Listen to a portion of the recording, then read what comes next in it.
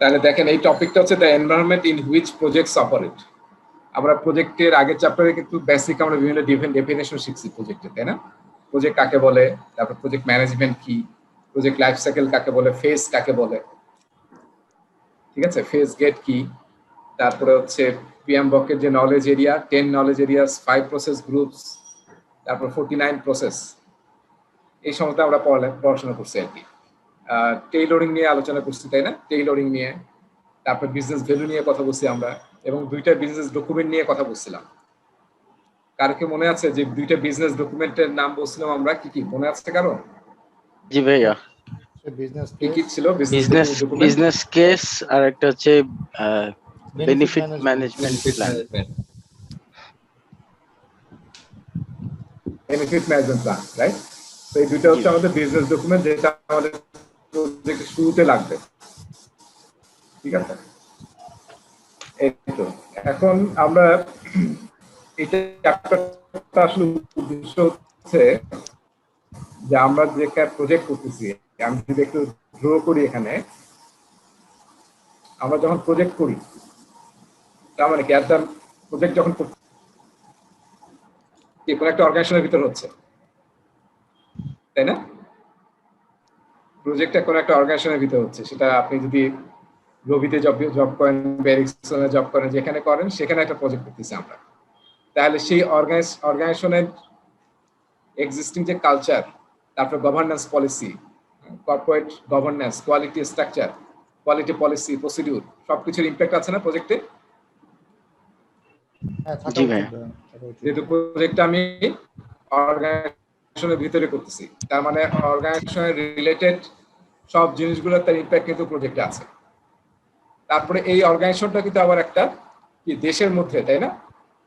দেশে বা যদি রুলস রেগুলেশনস কিন্তু আমাকে ফলো করতে হবে, ওর বাইরে গিয়ে কিন্তু আমি কাজ করতে পারবো না, ঠিক আছে? সেই দেশের ল রেগুলেশনস এটা আমাদেরকে ফলো করতে হবে।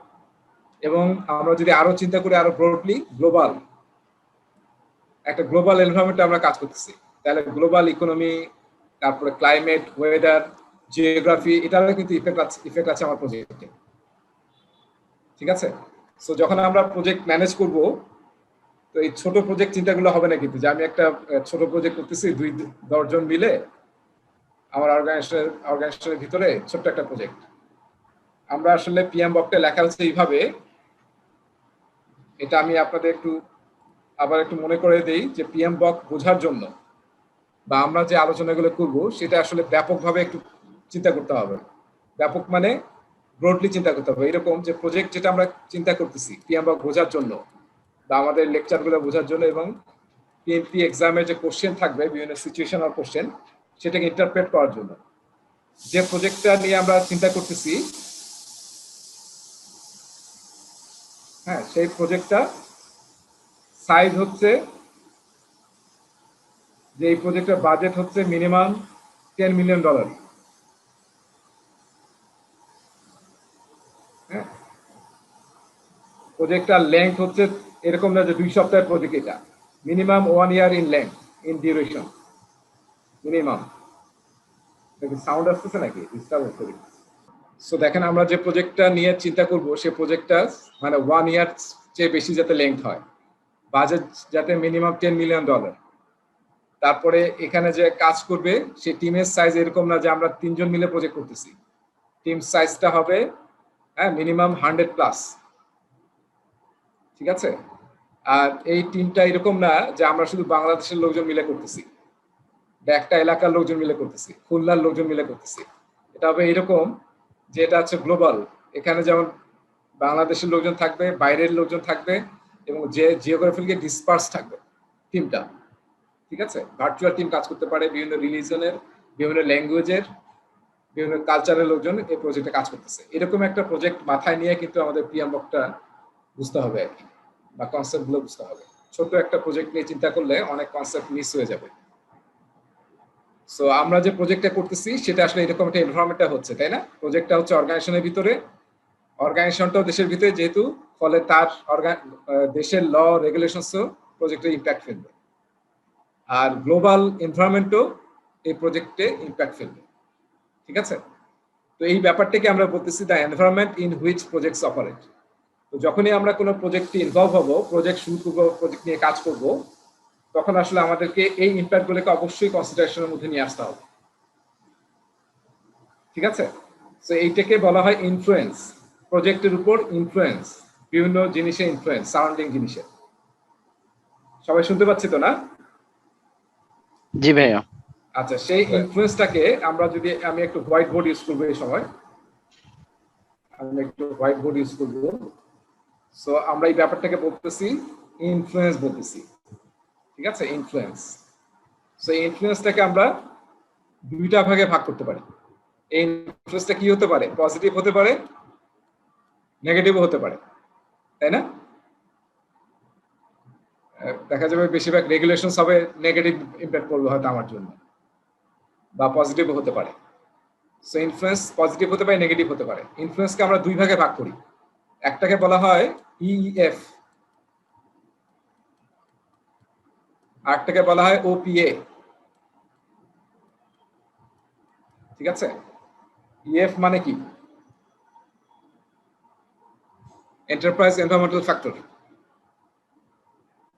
ঠিক আছে? আর ওপিএ মানে হচ্ছে organisational process asset. Enterprise environmental factor মানে আমরা কিভাবে চিন্তা করতেছি? আমরা চিন্তা করতেছি যে একটা প্রজেক্ট এনভায়রনমেন্টে কাজ করতেছে এবং তার উপরে ইনফ্লুয়েন্স আছে, সেই মানে অর্গানাইজেশনের, দেশের এবং পুরো গ্লোবাল ইম্প্যাক্ট আছে। সেই ইম্প্যাক্টকে, সেই ইনফ্লুয়েন্সকে আমরা দুই ভাগে ভাগ করতে পারি। একটাকে বলা হয় এন্টারপ্রাইজ এনভায়রনমেন্টাল ফ্যাক্টর, একটাকে বলা হয় অর্গানাইজেশনাল প্রসেস অ্যাসেট। এবং এই এন্টারপ্রাইজ এনভায়রনমেন্টাল ফ্যাক্টরকে আবার দুই ভাগে ভাগ করা যায়। একটাকে বলা হয় এক্সটার্নাল ফ্যাক্টরস, এক্সটার্নাল, একটা হচ্ছে ইন্টারনাল। আর ওপিএ কেও দুই ভাগে ভাগ করা হয়। একটাকে বলা হয় অর্গানাইজেশনাল প্রসিডিউর, পলিসি, প্রসেস, আর আরেকটাকে বলা হয় অর্গানাইজেশনাল নলেজ বেস, কেবি। ঠিক আছে? সবাই শুনতে পাচ্ছি তো না? শুনতে পাচ্ছি। জি ভাইয়া। Loud and clear. আচ্ছা, ক্লিয়ার এন্ড লাউড নাকি? অলরাইট। আচ্ছা, এখন দেখেন যে এক্সটার্নাল, যেটা এক্সটার্নাল ফ্যাক্টরগুলো কি কি? যেমন ক্লাইমেট, ওয়েদার, তারপরে গ্লোবাল পলিটিক্স, গ্লোবাল ইকোনমি, এগুলো হচ্ছে আমাদের এক্সটার্নাল ফ্যাক্টর। এন্টারপ্রাইজ এনভায়রনমেন্টাল ফ্যাক্টরের মধ্যে এগুলোকে বলা হচ্ছে এক্সটার্নাল। আর ইন্টারনাল মানে কি? ইন্টারনাল মানে হচ্ছে আমার অর্গানাইজেশনাল গভর্নেন্স, আমার অর্গানাইজেশনাল স্ট্রাকচার, আমার অর্গানাইজেশনের ম্যানেজমেন্ট স্ট্রাকচার।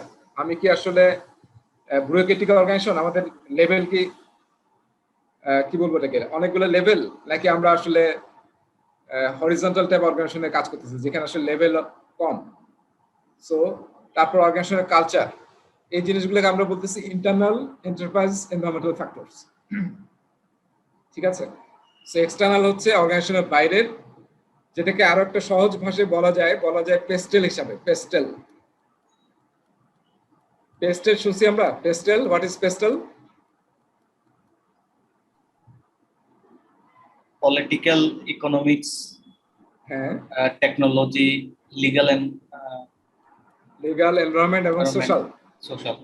হ্যাঁ, দেখেন এইগুলি কিন্তু আসলে external environmental factors. Political situation, তারপর হচ্ছে ইকোনমি, সোশ্যাল, টেকনোলজিক্যাল, লিগ্যাল এবং এনভায়রনমেন্ট, এই ছয়টা। এবং এর সাথে আরো আনুষঙ্গিক থাকতে পারে যেগুলো বাইরে কিন্তু প্রজেক্টে ইম্প্যাক্ট ফেলবে, সেগুলোকে আমরা বলতেছি এক্সটার্নাল এন্টারপ্রাইজ এনভায়রনমেন্টাল ফ্যাক্টর। আর ইন্টারনাল হচ্ছে অর্গানাইজেশনের ভিতরে, যেমন অর্গানাইজেশনের কালচার। ঠিক আছে? অর্গানাইজেশনের কালচার, অর্গানাইজেশনের structure, governance structure, management elements. তো এই জিনিসগুলোকে আমরা বলতেছি ইন্টারনাল ফ্যাক্টরস। আর ওপিএ হচ্ছে অর্গানাইজেশনাল প্রসেস, পলিসি, প্রসিডিউর, যেটা ডাইরেক্ট প্রজেক্টের initiation, planning, execution, monitoring, control এবং ক্লোজিং এ টিপ দেয়। ঠিক আছে? কোনো গভর্নেন্স দেয় বা কোনো ফ্রেমওয়ার্ক দেয়, সেটাকে আমরা বলতেছি ওপিএ, অর্গানাইজেশনাল প্রসেস অ্যাসেটের পিপিপি, প্রসেস, প্রসিডিউর, পলিসি, যেটা ডাইরেক্টলি প্রজেক্টের initiation, planning, execution, monitoring, control এবং ক্লোজিং এ ডিরেক্টিভ দেয়, কোন নির্দেশনা দেয়, সেটাকে আমরা বলতেছি পিপিপি। আর ওপি এর আরেকটা পার্ট হচ্ছে knowledge base, corporate knowledge base. তার মানে হচ্ছে একটা অর্গানাইজেশন যে এর আগে প্রজেক্ট করছে, আগে বিভিন্ন প্রজেক্ট করছে অর্গানাইজেশনটা, সেই প্রজেক্টে এক্সপিরিয়েন্স, লেসন, নলেজ বেস। ঠিক আছে? এবং এটা হতে পারে যেমন আমাদের আগের রিস্কের কোনো এক্সপিরিয়েন্স, প্রজেক্ট ম্যানেজমেন্টের কোনো এক্সপিরিয়েন্স, কোনো টেমপ্লেট, যেমন আমরা হয়তো এর আগে টেন্ডার করছি। সো টেন্ডার করার সময় আমরা জানি যারা টেন্ডারে কাজ করছি যে টেন্ডারে কিন্তু হিউজ ডকুমেন্টেশন তৈরি করতে হয়, তাই না? আরএফপি ডকুমেন্ট তৈরি করতে হয়, স্কোপ অফ ওয়ার্ক তৈরি করতে হয়, তারপর কন্ট্রাক্ট তৈরি করতে হয়। সো এগুলো কিন্তু একটা বিশেষ ফরম্যাটে তৈরি করা হয়। এই ফরম্যাটগুলো কি প্রতিটা প্রজেক্টের জন্য আমরা বারবার করব, নাকি যে টেমপ্লেটটা একবার করা হয়েছে সেটা আমরা আবার রিইউজ করব? কোনটা করা উচিত আমাদের? রিউজ করা উচিত ভাইয়া। হ্যাঁ, রিউজ করা উচিত। এটাকে আমরা বলতেছি কর্পোরেট নলেজ বেস, এবং এটা হচ্ছে অর্গানাইজেশনাল প্রসেস অ্যাসেটের আরেকটা পার্ট। সো এই হচ্ছে আমাদের এনভায়রনমেন্ট, যেটা আসলে প্রজেক্টে ইম্প্যাক্ট ফেলে।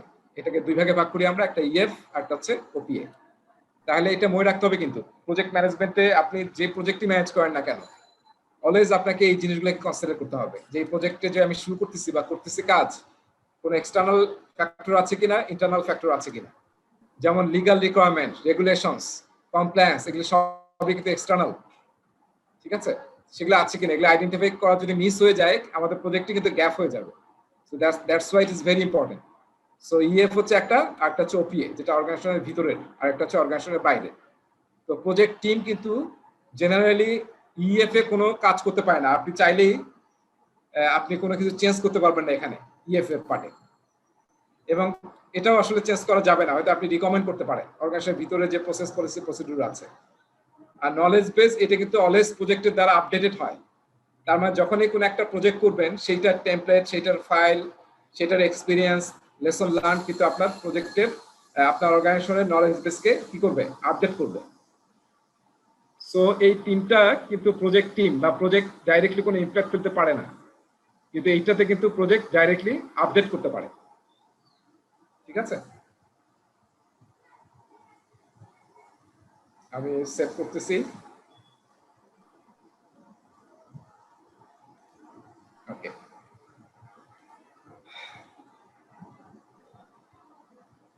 সবাই বুঝতে পারছে তো আইডিয়াটা? আমরা এখন মেইন টপিকসে যাব। ওকে, সো ইনফ্লুয়েন্সেস অন প্রজেক্ট এবং এই যে ইএফ এবং ওপিএ, এর আসলে মেইন টপিক আমরা আলোচনা করব। এর সাথে আমরা আরেকটা বিষয় আলোচনা করব, সেটা হচ্ছে পিএমও, প্রজেক্ট ম্যানেজমেন্ট অফিস। আর অর্গানাইজেশনাল সিস্টেম নিয়ে আলোচনা এখন করব না, সামান্য কিছু আলোচনা এবং নতুন সিলেবাস আছে, সেটা আমরা স্টুডেন্ট মেনু থেকে করব। ওকে,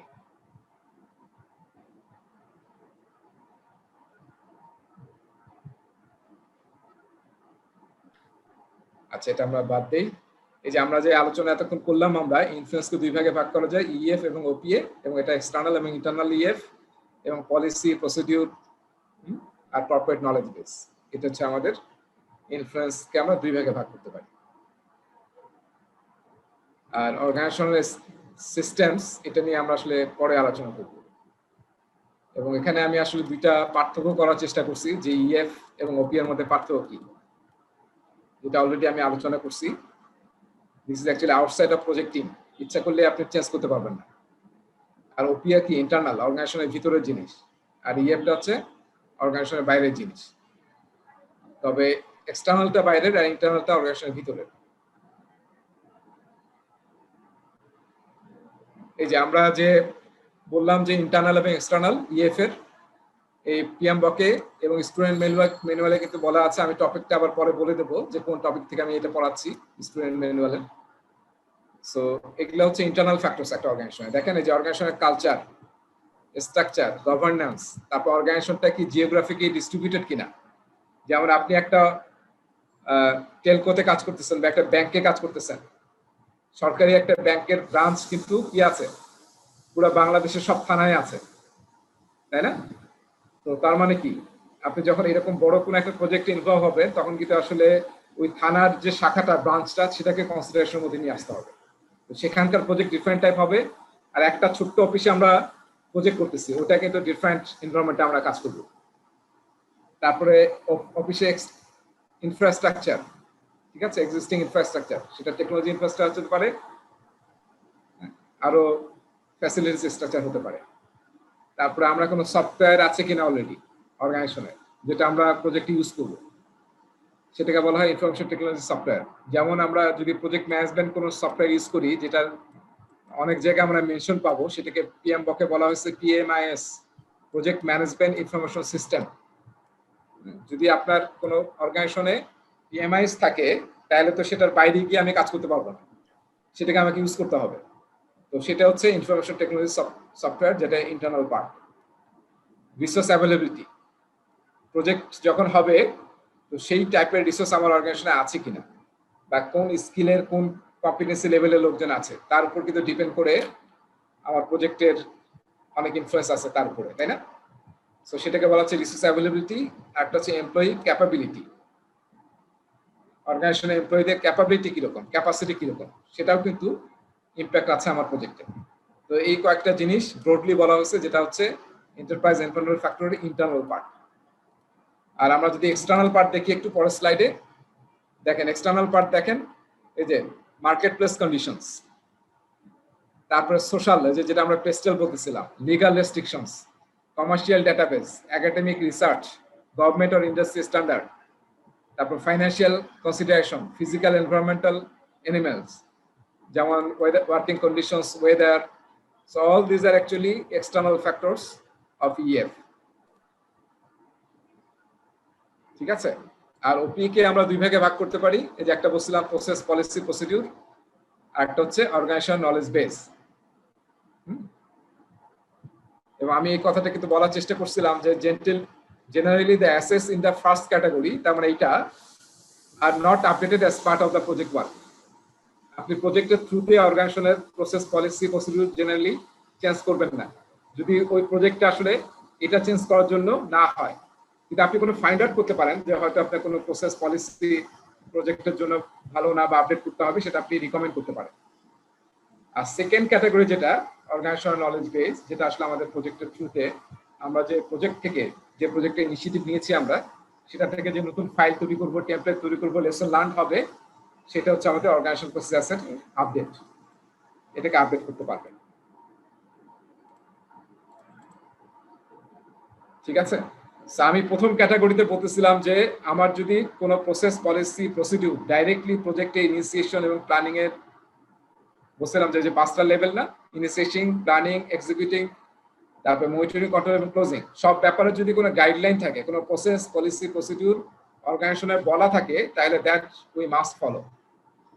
আমাদেরকে অবশ্যই অ্যাডহেয়ার করতে হবে সেটা, ঠিক আছে? এটা হচ্ছে ইনিশিয়েশন এবং প্ল্যানিং এ যদি কোনো গাইডলাইন থাকে, কোনো টেমপ্লেট দেওয়া থাকে, অর্গানাইজেশনকে স্ট্যান্ডার্ড থাকে, কোনো বলা থাকে যে আমাদের লাইফ সাইকেল এটা ফলো করতে হবে, মেথড, প্রসিডিউর ফলো করতে হবে, তাহলে উই শুড ফলো দ্যাট। তারপরে ধরেন আপনি প্রকিউরমেন্ট করবেন, যদি অলরেডি সাপ্লায়ার লিস্ট থাকে, যেটা আমরা বছরের শুরুতে করি, কোনো একটা অর্গানাইজেশন দেখবেন যে প্রতি বছর নভেম্বর, ডিসেম্বরের দিকে এন্ড লিস্ট করে ভেন্ডরদেরকে, এবং সেই এন্ড লিস্টেড ভেন্ডরকে দিয়ে কিন্তু তারা তাদের প্রকিউরমেন্ট করে, এর বাইরে কিন্তু যায় না। কারণ এটা একবার করে রাখলে এরপর প্রকিউরমেন্ট প্রসেসটা ফাস্টার হয়, ওই টাইমটা নষ্ট হয় না। সো ওই লিস্ট যদি থাকে তাহলে কিন্তু আপনি চাইলেই ওর বাইরের লিস্ট থেকে লোকজনকে নিয়ে আসতে পারবেন না, ঠিক আছে? যেমন আমি রিসেন্টলি একটা জায়গায় বিড করতেছি, তো সেখানে আমি প্রথমে আসলে বিড করতে পারছিলাম না, যেহেতু I was not there enlisted vendor. তো প্রথমে আমি এনলিস্টেড হলাম, তারপরে এখন আমি বিড করতে পারছি। সো এটা কিন্তু আমাকে দেখতে হবে যে আমার অলরেডি কোনো এনলিস্টেড ভেন্ডর লিস্ট আছে কিনা, সেটা আমি ফলো করতে হবে। তারপরে এক্সিকিউশন, প্রজেক্টের মনিটরিং এন্ড কন্ট্রোল যখন হবে, তখন আসলে কোনো গাইডলাইন আছে কিনা আমার অর্গানাইজেশনে, যদি থাকে সেটা আমাদের ফলো করতে হবে। যদি আমার অর্গানাইজেশনে কোনো চেঞ্জ কন্ট্রোল প্রসিডিউর থাকে, তাহলে প্রজেক্টটা আমি ইচ্ছা মতো চেঞ্জ করতে পারবো না, I have to follow that change control procedure, ঠিক আছে? ফাইন্যান্সিয়াল কন্ট্রোল ফলো করতে হবে, ইস্যু, ডিফেক্ট ম্যানেজ কিভাবে করবো, যদি অর্গানাইজেশনের গাইডলাইন, পলিসি বলা থাকে, I should follow that. So এইভাবে আসলে আমি যখন আমি প্রজেক্টে এক্সিকিউশন, মনিটরিং, কন্ট্রোল করবো, এবং যখন ক্লোজিং করবো, তখন আসলে অর্গানাইজেশনের এক্সিস্টিং প্রসেস, পলিসি এবং প্রসিডিউর ফলো করতে হবে। So this is the main takeaways, ঠিক আছে? ওপিআর হচ্ছে প্রসেস, পলিসি এবং প্রসিডিওর মেইন ইম্প্যাক্ট হচ্ছে এটা আপনার প্রজেক্টে। আর নলেজ বেস মানে হচ্ছে যে আগের প্রজেক্ট ফাইলস, ঠিক আছে, আগের ইস্যু ডিফেক্টের কোনো file, historical data, information, knowledge যেটা অলরেডি আপনি অন্য প্রজেক্ট থেকে গ্যাদার করছেন, সেটাকে আমরা বলতেছি অর্গানাইজেশন নলেজ বেস। তো যখনই আমরা প্রজেক্ট শুরু করব তখন আমাদের কি করা উচিত? আগের প্রজেক্টের এক্সপিরিয়েন্স গুলো শেয়ার করা উচিত না, জানা উচিত না? হ্যাঁ, আগের যে লেসন লার্ন আছে সেটা অবশ্যই আমাকে নিতে হবে আমার অর্গানাইজেশন থেকে। আমরা অলওয়েজ এরকম করব না যে অলওয়েজ উই আর ডুইং, যেটাকে আমরা বলি যে রিইনভেন্টিং দ্য হুইল, এটা যাতে না হয় যে বারবার আমরা চাকা আবিষ্কার করতেছি। সো অলরেডি যেটা আমাদের আছে সেটা আমরা রিউজ করব, সেটাকে বলা হচ্ছে নলেজ বেস। এই যে আমরা এখন কিন্তু সব অর্গানাইজেশনে কি নিয়ে কাজ করে, অর্গানাইজেশনে দেখেন সবাই কিন্তু এখন ট্রাই করে যে অর্গানাইজেশন নলেজকে কিভাবে আসলে প্রিজার্ভ করা যায়, স্টোর করা যায়। কারণ এখন দেখবেন যে যারাই আপনারা জব করতেছেন, দেখেন যে জবের এখন ব্যাপারটা এরকম হয়ে গেছে, বেশিরভাগ লোকজনই আজকাল 2 থেকে 3 বছরের বেশি কোনো জায়গায় থাকে না, হ্যাঁ, ম্যাক্সিমাম 4-5 বছর, তারপরে সুইচ করে। এটা এখন ট্রেন্ড হয়ে গেছে, ঠিক আছে। আর সুইচ যদি নাও করে দেখা যায় যে আপনাকে আর রাখতেছে না অর্গানাইজেশন, এরকম একটা এনভায়রনমেন্ট হয়ে গেছে। তো মানুষ সুইচ করতেছে, মানুষ সুইচ করলে কি হয় আসলে? সে কি একা চলে যায় নাকি তার সাথে অনেক নলেজও চলে যায়? অর্গানাইজেশনের লস না লাভ যদি মানুষ চলে যায়? লস। হ্যাঁ, লস। কিন্তু ম্যানেজমেন্ট কি এটাকে স্বীকার করে? ম্যানেজমেন্ট বেশিরভাগ ভাগে যায় যারা হাই পেইড হয়ে যায়, হাই স্যালারি হয়ে যায়, অনেকদিন ধরে অর্গানাইজেশনে আছে, দেখা যায় দেখবেন যে বড় বড় অর্গানাইজেশনে হঠাৎ করে টপ প্লেয়ারটাকে ঝেড়ে ফেলা হয়, দেখছেন না? প্রায় দেখা যায় টপ প্লেয়ার নাই, চেঞ্জ হয়ে যায়। টপ প্লেয়ারে কিন্তু প্রচুর চেঞ্জ হয়, মিডিল লেয়ার বা লোয়ার লেভেলে খুব কম চেঞ্জ হয়, কিন্তু দেখবেন যে টপ প্লেয়ারে প্রচুর চেঞ্জ হয়, ঠিক আছে। সো এই যে মানুষ চলে যাচ্ছে, তার শেষে নলেজে চলে যাচ্ছে। তো নলেজ যাতে আমরা প্রিজার্ভ করতে পারি, এই জন্য আসলে নলেজ ম্যানেজমেন্ট সিস্টেম, তারপর দেখবেন যে নলেজ ম্যানেজমেন্ট পোর্টাল, এসব কিন্তু সব বড় অর্গানাইজেশন ইউজ করে, যাতে মানুষ চলে গেলেও নলেজটা যাতে থেকে যায়। তো সেটা আসলে মেইন ফোকাস।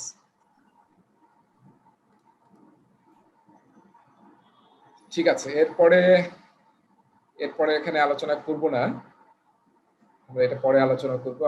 হ্যাঁ, এটা এখানে আলোচনা করব না আসলে, ঠিক আছে।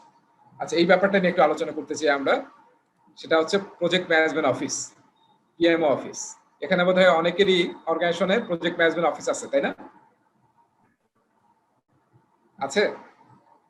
সারোয়ার আছে তো না? শান্ত? পিএমও অফিস আছে। পিএমও অফিসের কাজ কি আসলে? আমাদের ভাইয়া মানে টেকনোলজিতে টিপিএমও মানে প্রোগ্রাম ম্যানেজমেন্ট অফিস, যেটা সেটা আসলে টেকনোলজিতে যতগুলো প্রজেক্ট চলে সবগুলোর প্রজেক্টের আসলে মনিটরিং করা এবং কোন স্টেজে আছে সেগুলো ইভ্যালুয়েট করা, এবং সেটার কোনো অ্যাডভাইস থাকলে সেই অনুযায়ী তারা অ্যাডভাইস দেয়। এবং ইন অ্যাডিশন যদি কোনো রকম বড় ধরনের কোনো ঝামেলা হয়, সেক্ষেত্রে তাদের যে পিএমও সার্টিফাইড অফিসার আছে তারা আমাদের সাথে কোলাবোরেটিভলি কাজ করে। প্রজেক্ট ম্যানেজার কোথা থেকে হয়? পিএমও অফিস থেকে নাকি ডিপার্টমেন্ট থেকে? ডিপার্টমেন্ট থেকে। প্রজেক্ট ম্যানেজার আসলে আমরা, আর পিএমও আমাদেরকে মানে আমাদের প্রজেক্টগুলো মনিটর করে, ইভালুয়েট করে। আচ্ছা, ঠিক আছে। তাহলে দেখেন আমাদের প্রজেক্ট ম্যানেজমেন্ট অফিস, হ্যাঁ, এটা আসলে একটা অর্গানাইজেশনের একটা নতুন ডিপার্টমেন্ট, যার কাজ হচ্ছে, আপনি যদি একটু চিন্তা করেন, একটা অর্গানাইজেশনে আসলে আমরা খুবই টপ থেকে যদি তাকাই, তাহলে একটা অর্গানাইজেশনে আসলে 2 ধরনের কাজ হয়, তাই না? একটা হচ্ছে অপারেশন, একটা কি প্রজেক্ট।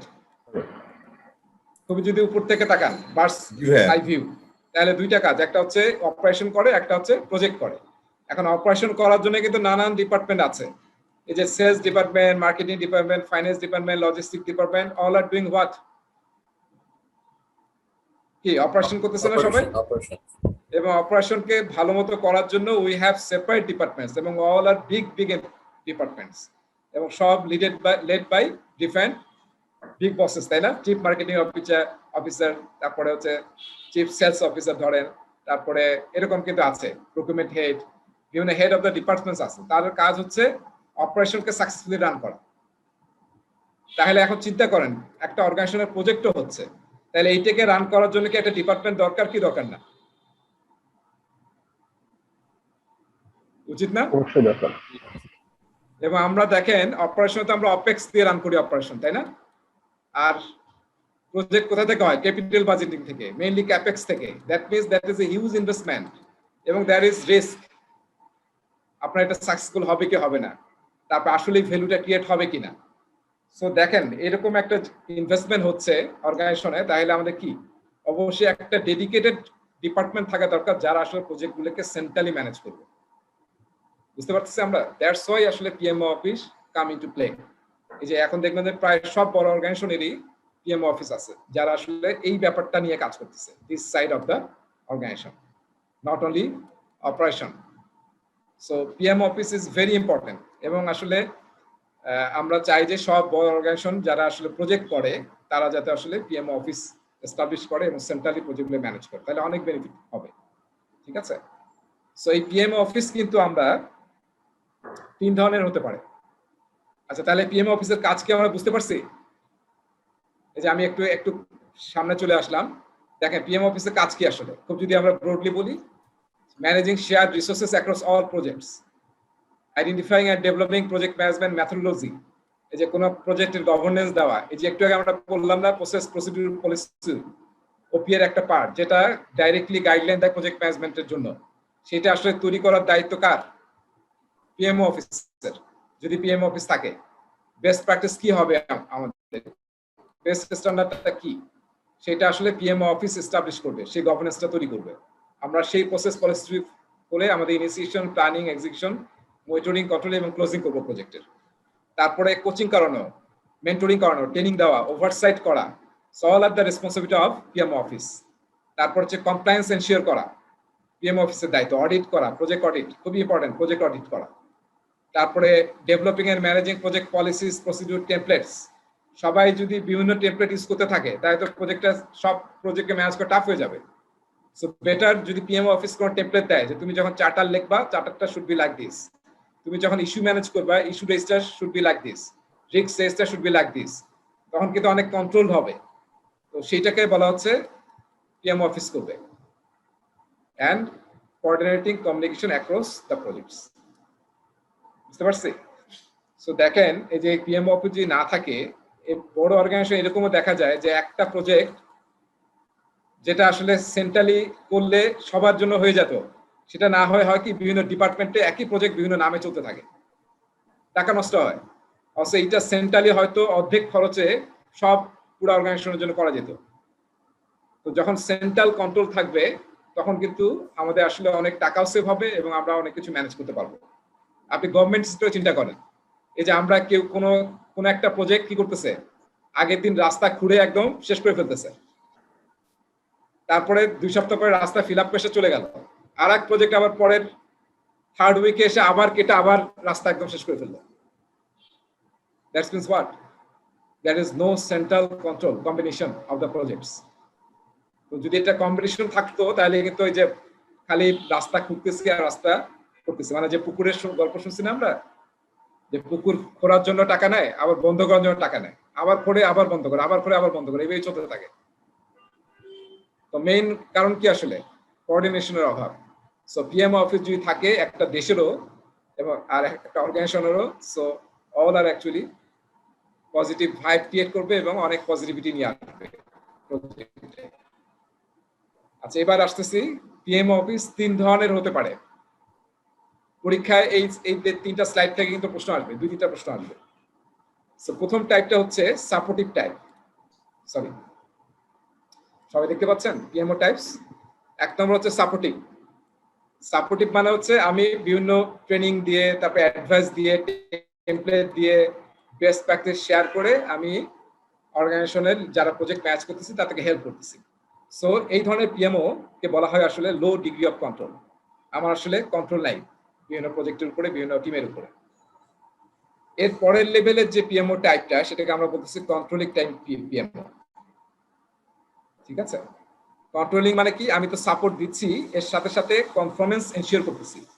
দ্যাট মিনস আমি তোমাকে যে টেমপ্লেট দিছি, আমি যে প্রসিডিউর বলে দিছি যে প্রজেক্ট যখন চলবে তুমি এটা ফলো করবা, are you following that or not, সেটা আমি অডিট করে কনফার্ম করবো যে হ্যাঁ তুমি সেটা করছো। সেটাকে বলা হচ্ছে কন্ট্রোলিং টাইপ পিএমও। এবং এটার কন্ট্রোল কি দেখতেছি আমরা? মডারেট। ঠিক আছে। আর লাস্ট যেটা যেটা আসলে সুপ্রিম, সেটা কি? ডিরেক্টিভ বা ডাইরেক্টিভ। তার মানে ডাইরেক্টলি ম্যানেজ প্রজেক্টস। এই যে আমি এই জন্য সার্ভারকে জিজ্ঞাসা করলাম যে প্রজেক্ট ম্যানেজার কোন ডিপার্টমেন্ট থেকে হয়। প্রজেক্ট ম্যানেজার যার যার ডিপার্টমেন্ট থেকে হয়, এখনো ডাইরেক্টলি পিএমও অফিস থেকে হয় না। কিন্তু যারা আসলে অনেক স্ট্রং পিএমও মেনটেন করে, যেমন রবিতে দুই ধরনের প্রজেক্ট হয়, একটা হচ্ছে স্ট্র্যাটেজিক প্রজেক্ট আর একটা হচ্ছে ডিপার্টমেন্টের প্রজেক্ট। এবং স্ট্র্যাটেজিক প্রজেক্ট যেটা আসলে পুরো অর্গানাইজেশনে ইম্প্যাক্ট ফেলে, সেটার পিএম হয় ডাইরেক্টলি পিএম অফিস থেকে, not from any department, because এই প্রজেক্টটা এমন যেটা পুরো অর্গানাইজেশনে ইম্প্যাক্ট ফেলে। সো পিএমটা ডাইরেক্টলি পিএম অফিস থেকে আসে। ঠিক আছে। সো যদি আপনার ওইরকম স্ট্রং পিএমও হয়, তাহলে সব প্রজেক্ট ম্যানেজার কোথায় থাকবে? প্রজেক্ট পিএম অফিস থেকে আসবে, কারণ তারা আসলে ট্রেন, তারা হচ্ছে সার্টিফাইড এবং তারা এটাই কাজ করে। So they are the best guys to take the responsibility, তাই না? They are the right guys. So ওই ধরনের যদি আপনার পিএমও থাকে, তখন কি হবে? Directly that PMO directly manage all the projects of the organisation. ঠিক আছে। এটাকে হচ্ছে হাই কন্ট্রোল, কারণ এটা এখন আমার পিএমও আমার কন্ট্রোল সব পুরোটাই। তাহলে এখন বলেন আমরা কোনটা হলে আমাদের জন্য ভালো, কোন টাইপ পিএমও হলে, যদি আমরা কাজ করতে চাই পিএমও অফিসে?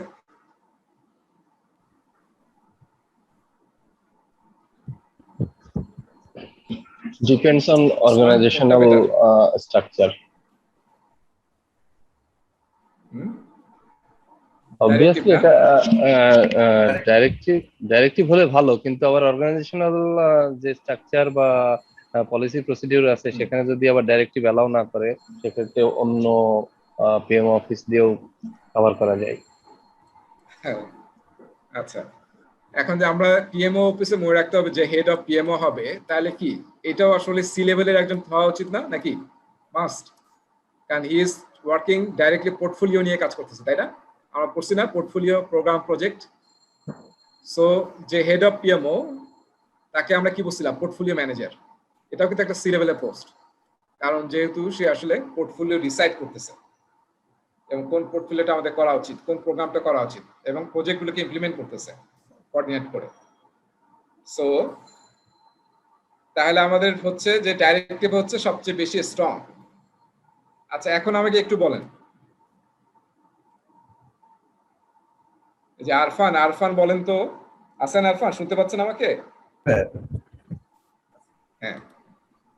আচ্ছা, আরফান বলেন যে আমরা যদি কোনো একটা অর্গানাইজেশনে ধরেন নতুন পিএমও অফিস শুরু করবো, নতুন, এর আগে পিএমও অফিস ছিল না, তাহলে আপনি কোন অ্যাপ্রোচে যাবেন? যদি স্টার্ট করতে চাই, সেই ক্ষেত্রে আমাকে ফার্স্ট টাইম সাপোর্টিং দেওয়া উচিত, কারণ আমাকে তো ফার্স্টে সাপোর্ট দিয়ে শুরু করতে হবে, মানে স্টার্টিং এ। কারণ আমি ওই টাইমে মডারেট কন্ট্রোল নিতে পারবো না। আমার একটা স্ট্রাকচার ধারণার পরে আমি হয়তো সেই ক্ষেত্রে কন্ট্রোল করতে পারবো। আচ্ছা, ওকে, থ্যাংক ইউ। সো দেখেন, এটা কিন্তু একটু আমি সেটা বলি যে মানে হঠাৎ করে যে আপনি কন্ট্রোলিং শুরু করেন বা ডিরেক্টিভ শুরু করেন, পারবেন না কিন্তু। হ্যাঁ, অনেক আমাদের বাংলাদেশেও, যেমন আমি একটা ব্যাংকে জানি যে ব্যাংকে পিএমও অফিস করতে গিয়ে পিএমও অফিসার মানে কিছুদিন পরে বন্ধ করে দিচ্ছে। হ্যাঁ, কারণ কি? তারা আসলে শুরু করছে কন্ট্রোলিং দিয়ে। ঠিক আছে। সো আপনি কিন্তু যখন একটা পিএমও অফিস নতুন শুরু হয় একটা ডিপার্টমেন্ট, তো এটা কিন্তু একটা বিরাট চেঞ্জ একটা অর্গানাইজেশনে। যারা প্রজেক্ট ম্যানেজ করে অর্গানাইজেশনে, project manager existing project management, কিন্তু আমি যখন চাকরি করছি, আমি কিন্তু অপারেশন করা হচ্ছে, যখন আমাকে প্রজেক্টের দায়িত্ব দেওয়া হতো, আমি খুব এনজয় করতাম, প্রচুর সময় দিতাম, আমার খুব ভালো লাগতো। আমি মানে অপারেশন টাইপ মানুষ না, আমার মানে প্রজেক্ট ম্যানেজ করতে ভালো লাগে। সো আপনি যখন হঠাৎ করে পিএমও এসে বললো যে এখন থেকে প্রজেক্ট আমি ম্যানেজ করবো, তো দেখেন ডিপার্টমেন্টে কিন্তু একটা বড় হেজিটেশন মানে শুরু হয়ে গেল। এবং এই চেঞ্জ ম্যানেজমেন্ট কিন্তু হুট করে কন্ট্রোল করতে পারবেন না। ঠিক আছে। সো বেটার হচ্ছে ইউ মুভ স্লো। ঠিক আছে, সাপোর্টিভ হন, তারপরে আপনি গভর্নেন্স দেন, টেমপ্লেট দেন, আস্তে আস্তে আপনি একটু শক্ত করতে থাকেন। তারপরে আপনি যখন আসলে আপনি ক্যাপেবল হবেন, ডাইরেক্ট করতে হলে হবে কি পিএমও আপনাকে দিতে হবে, প্রজেক্ট ম্যানেজার্স। তো আপনার তাইলে অর্গানাইজেশনের প্রজেক্ট ম্যানেজার তৈরি করতে হবে যারা আসলে technical project, marketing project, sales project এগুলোকে হ্যান্ডেল করতে পারবে। হ্যাঁ, তো সেরকম স্ট্রং হলে দেন আপনি এই ডাইরেক্টিভে আসতে পারবেন। ঠিক আছে, সো এটা হচ্ছে আসলে অ্যাপ্রোচটা হওয়া উচিত একটা অর্গানাইজেশনে। আচ্ছা, লাস্ট আমরা একটা টপিক নিয়ে আলোচনা করি। ছবিটা দেখতে পাচ্ছি, ছবিটা খুবই চমৎকার একটা ছবি। ছবিটা কি বোঝাচ্ছে?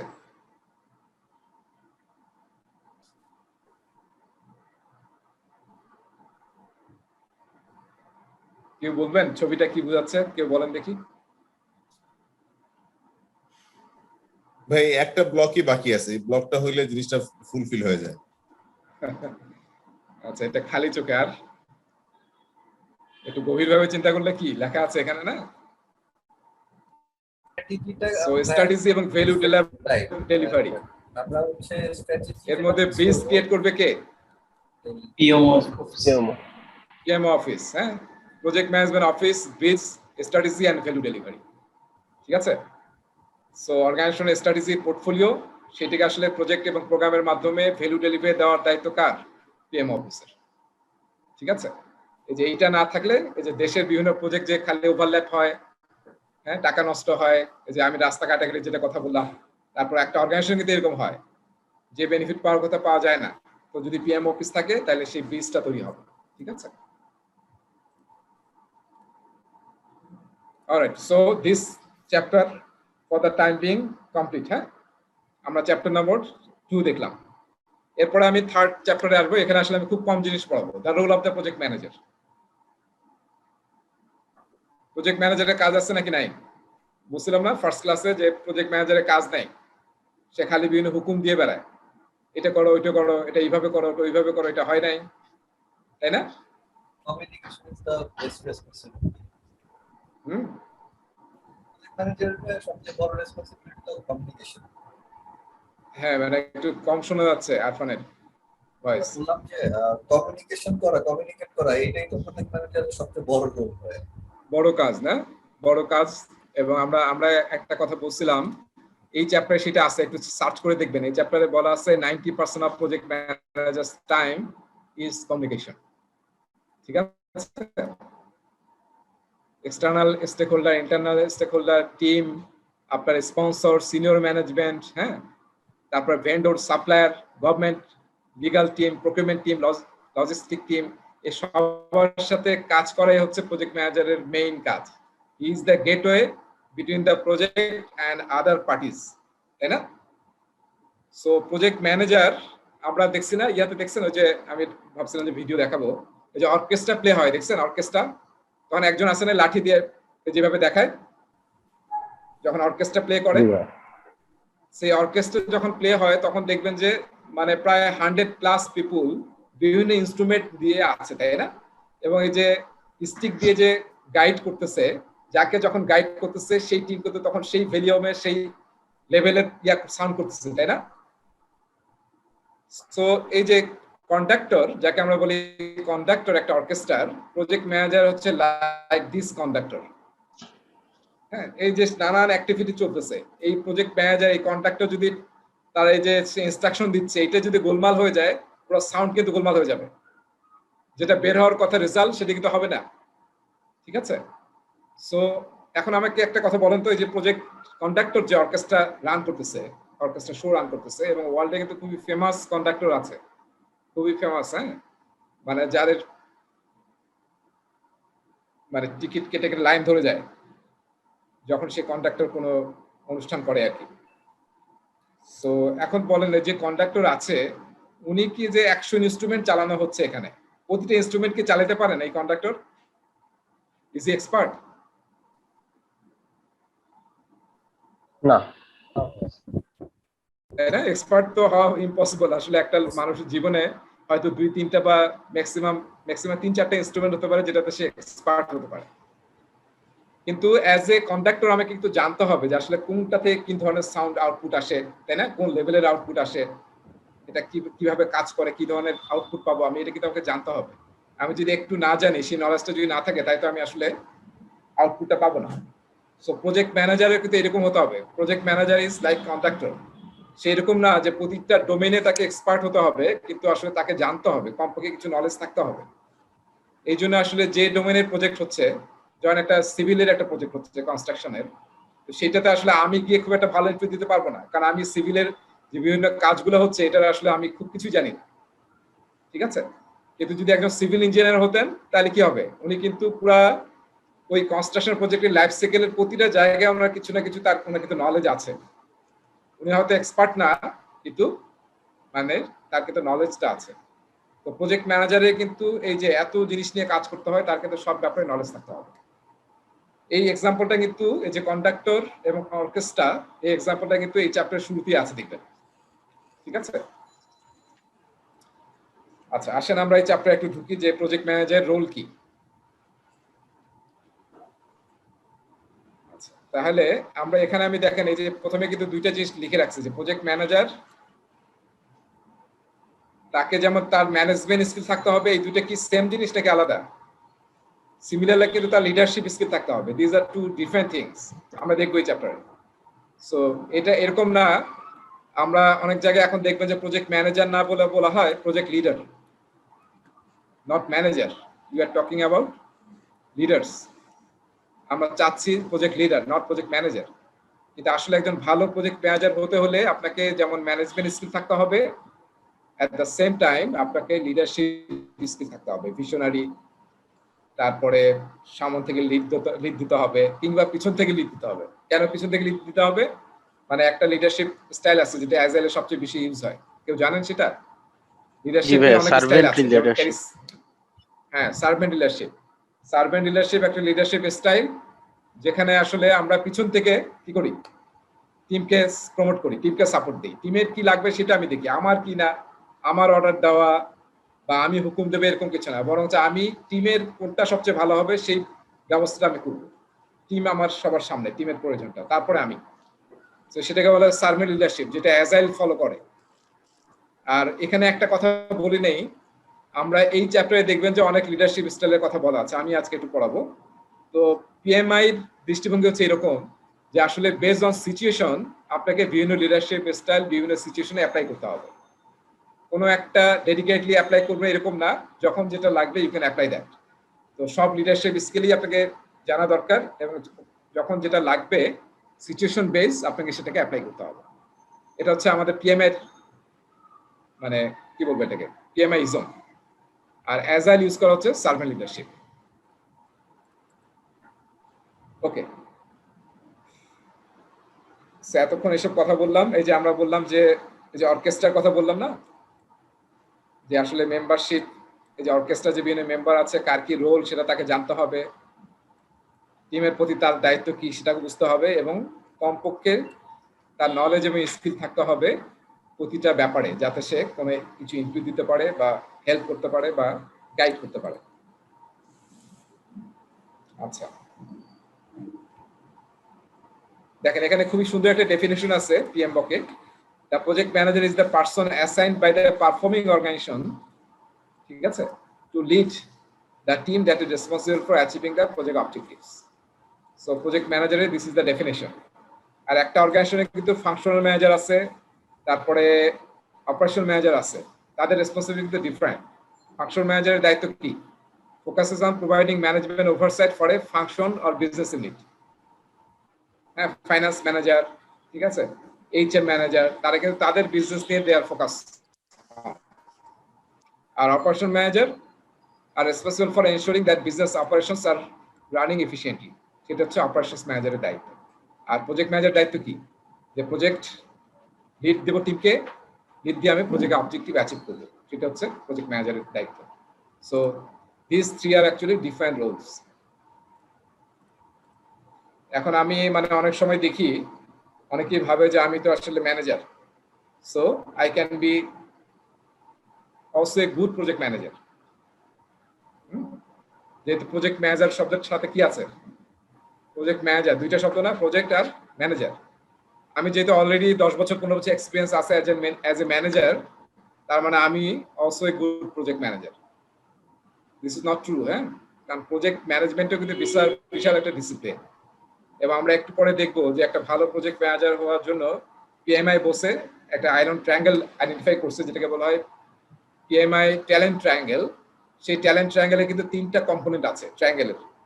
সেই 3টা ব্যাপারে আপনাকে দক্ষ হতে হবে to be a good project manager. এমনি ম্যানেজার হলেই প্রজেক্ট ম্যানেজ করতে পারবেন, দ্যাট ইজ নট ট্রু। এই যে আপনারা সরকারি জায়গায় তো এরকম হয়, দেখা যায় যে রোডস অ্যান্ড হাইওয়ে, সেটা প্রজেক্ট ডিরেক্টর হচ্ছে অ্যাডমিনিস্ট্রেটিভ ক্যাডারের কেউ, এরকমই তো হয়। সো এটা কিন্তু কি হবে তাইলে হবে? এখন আমরা যেহেতু ভাবি যে আমি তো অ্যাডমিনিস্ট্রেশনে যারা কাজ করে তারা কি কিসে পাকা, তারা দক্ষ কিসে? ম্যানেজমেন্টে, তাই না? অ্যাডমিনিস্ট্রেশনে, ম্যানেজমেন্টে দক্ষ। তাহলে উনি ভাবতেই পারে যে তাই তো আমার প্রজেক্ট ম্যানেজার তো সমস্যা কি, কারণ আমি তো ম্যানেজমেন্টে 20 বছর আমার এক্সপিরিয়েন্স। হ্যাঁ, সো আসলে আমাদের প্রজেক্ট সম্বন্ধেও জানতে হবে, প্রজেক্টের কিন্তু আলাদা স্কিল দরকার। আচ্ছা, এই ফিগারটা দেখতে পাচ্ছেন? এটাকে বলা হয় the project managers sphere of influence.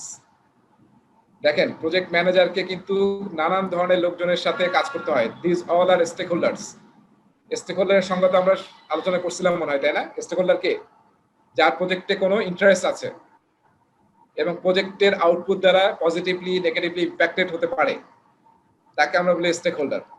এবং স্টেক হোল্ডার পজিটিভ হতে পারে, নেগেটিভ হতে পারে, ইন্ডিভিজুয়াল হতে পারে, গ্রুপ অফ পিপল হতে পারে, এবং একটা অর্গানাইজেশন কিংবা একটা রেগুলেটরি বডি কিংবা একটা কি বলবো ইনস্টিটিউশন কি হতে পারে, স্টেক হোল্ডার হতে পারে। সো আপনি যখন প্রজেক্ট ম্যানেজ করব তখন কিন্তু এই যে এই ধরনের স্টেক হোল্ডারের সাথে আমাকে ডিল করতে হবে। আমি অ্যাজ এ প্রজেক্ট ম্যানেজার এদের দ্বারা ইম্প্যাক্টেড হব, ইনফ্লুয়েন্সড হব বিভিন্ন লেভেলের, এবং অ্যাজ এ প্রজেক্ট ম্যানেজার আমাকে আসলে অনেকে ইনফ্লুয়েন্স করতে হবে। ঠিক আছে? স্টেক হোল্ডারকে কোলাবরেট করতে হবে, আবার বিভিন্ন জায়গায় আপনাকে তাদের সাথে কোলাবরেট হতে হবে। ঠিক আছে? সো দেখেন, একদম ক্লোজ লেয়ারে, কাছাকাছি লেয়ারে কে আছে প্রজেক্ট ম্যানেজারের? Project team. তারপরে কি পিপিপি ম্যানেজার্স মানে কি?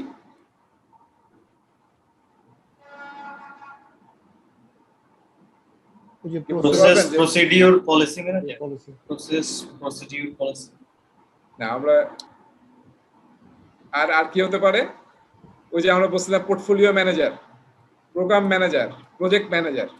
সো আপনার যারা পিআর প্রজেক্ট ম্যানেজার আছে, প্রোগ্রাম ম্যানেজার আছে, তারপরে কি পোর্টফোলিও ম্যানেজার। আমরা যদি পোর্টফোলিও থেকে ধরি, পোর্টফোলিও ম্যানেজার, তারপরে কি প্রোগ্রাম ম্যানেজার, তারপরে আপনি হচ্ছেন প্রজেক্ট ম্যানেজার।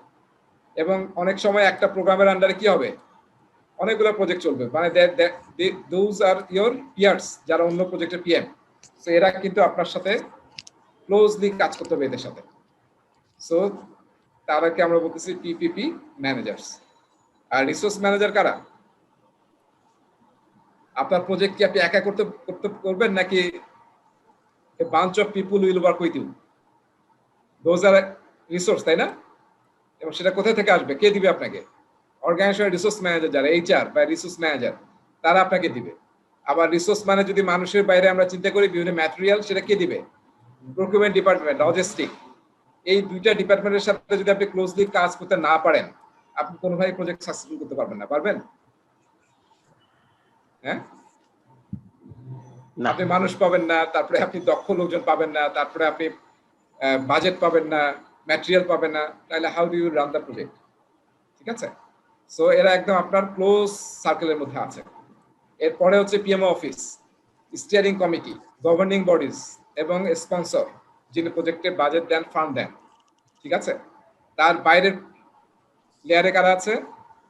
এন্ড ইউজার অথবা কাস্টমার, তারপর সাপ্লায়ার, ভেন্ডর এবং আদার্স স্টেক হোল্ডার্স। ঠিক আছে? So as a project manager আপনার এই যে কোনো স্টেক হোল্ডার যাতে মিস না হয়, ইট ইজ ভেরি ইম্পর্টেন্ট। কোনো স্টেক হোল্ডারকে যদি মিস করেন কোনো লেভেলের, কোনো লেয়ারের, আপনি কিন্তু একদম প্রজেক্ট চালাতে কিন্তু খিচুড়ি হয়ে যাবে, প্রজেক্ট চালাতে পারবেন না। ঠিক আছে?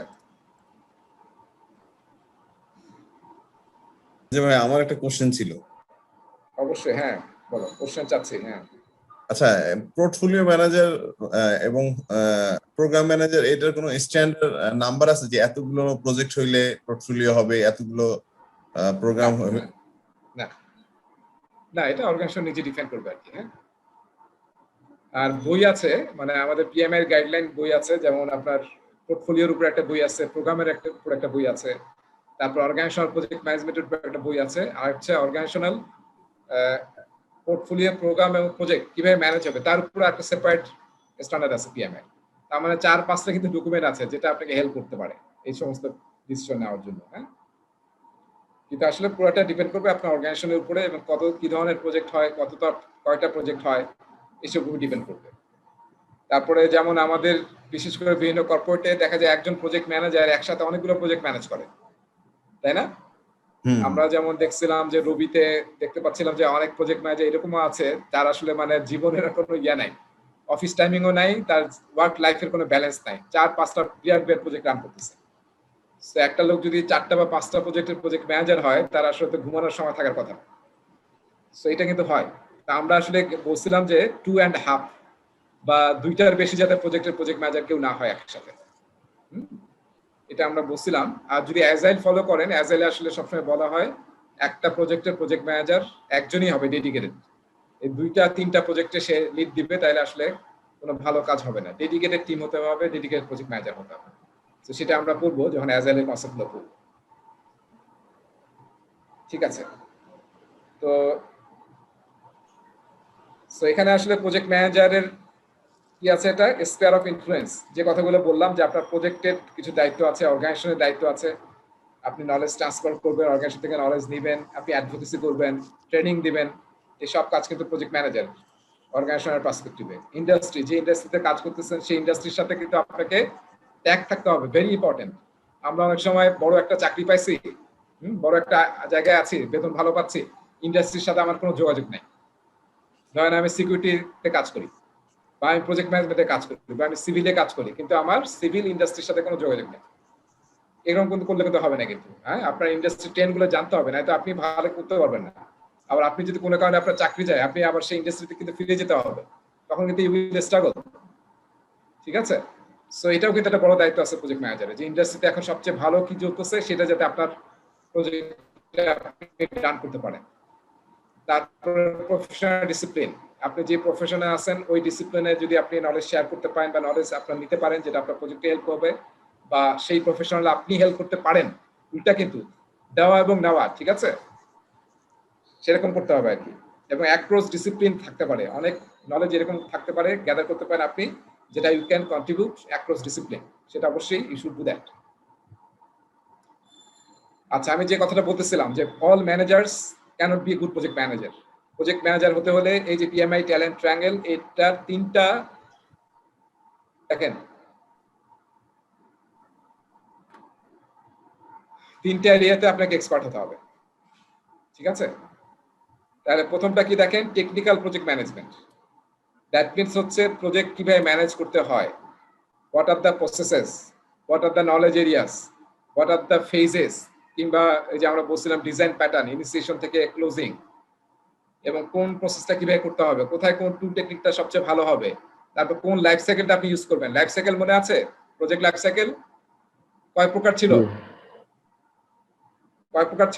প্রজেক্ট লাইফ সাইকেল 3 প্রকার, মেইনলি 3 প্রকার। মেইনলি 3 প্রকার। একটা হচ্ছে ট্রেডিশনাল কিংবা প্রেডিক্টিভ কিংবা ওয়াটারফল, সেকেন্ড হচ্ছে অ্যাজাইল, আর থার্ড হচ্ছে হাইব্রিড। ঠিক আছে, আর অ্যাজাইলের মধ্যে 2টা ভাগ ছিল, একটা হচ্ছে আইটারেটিভ আর একটা হচ্ছে incremental. So this are the classification of project life cycle. So এগুলো কিন্তু আপনার জানতে হবে, এগুলো না জানলে আপনি কিভাবে ইউজ করবেন। So this are the actually technical project management skill knowledge that you have to have to be a good project manager. Second হচ্ছে লিডারশিপ।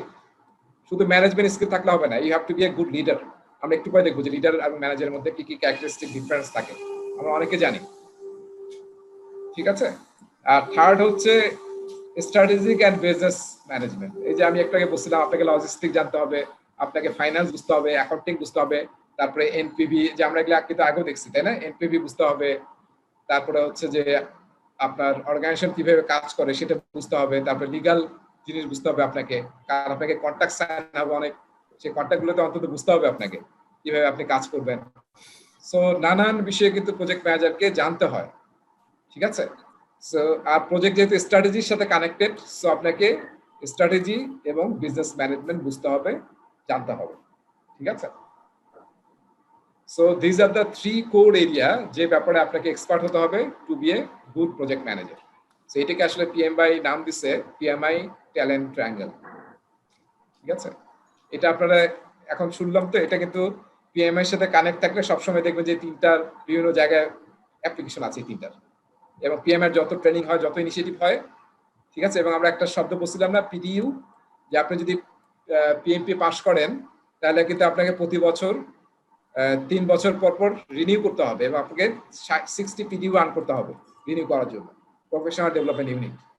এবং আমরা বলছিলাম যে 1 ঘন্টা ট্রেনিং বা 1 ঘন্টার ভলান্টিয়ারি কোনো জায়গায় কথা বলা বা কাজ করা, সেটা কিন্তু 1 পিডিইউ কাউন্ট হয়। এবং এই কাউন্ট হয় এই তিনটার ব্যাপারে, যে আপনি আসলে লিডারশিপ রিলেটেড কোনো ট্রেনিং নিছেন বা ট্রেনিং দিছেন, নাকি টেকনিক্যাল প্রজেক্ট ম্যানেজমেন্ট রিলেটেড, নাকি strategic and business management related. So তার উপর কিন্তু আপনার এই 60 পিডিইউ ডিস্ট্রিবিউট হয়।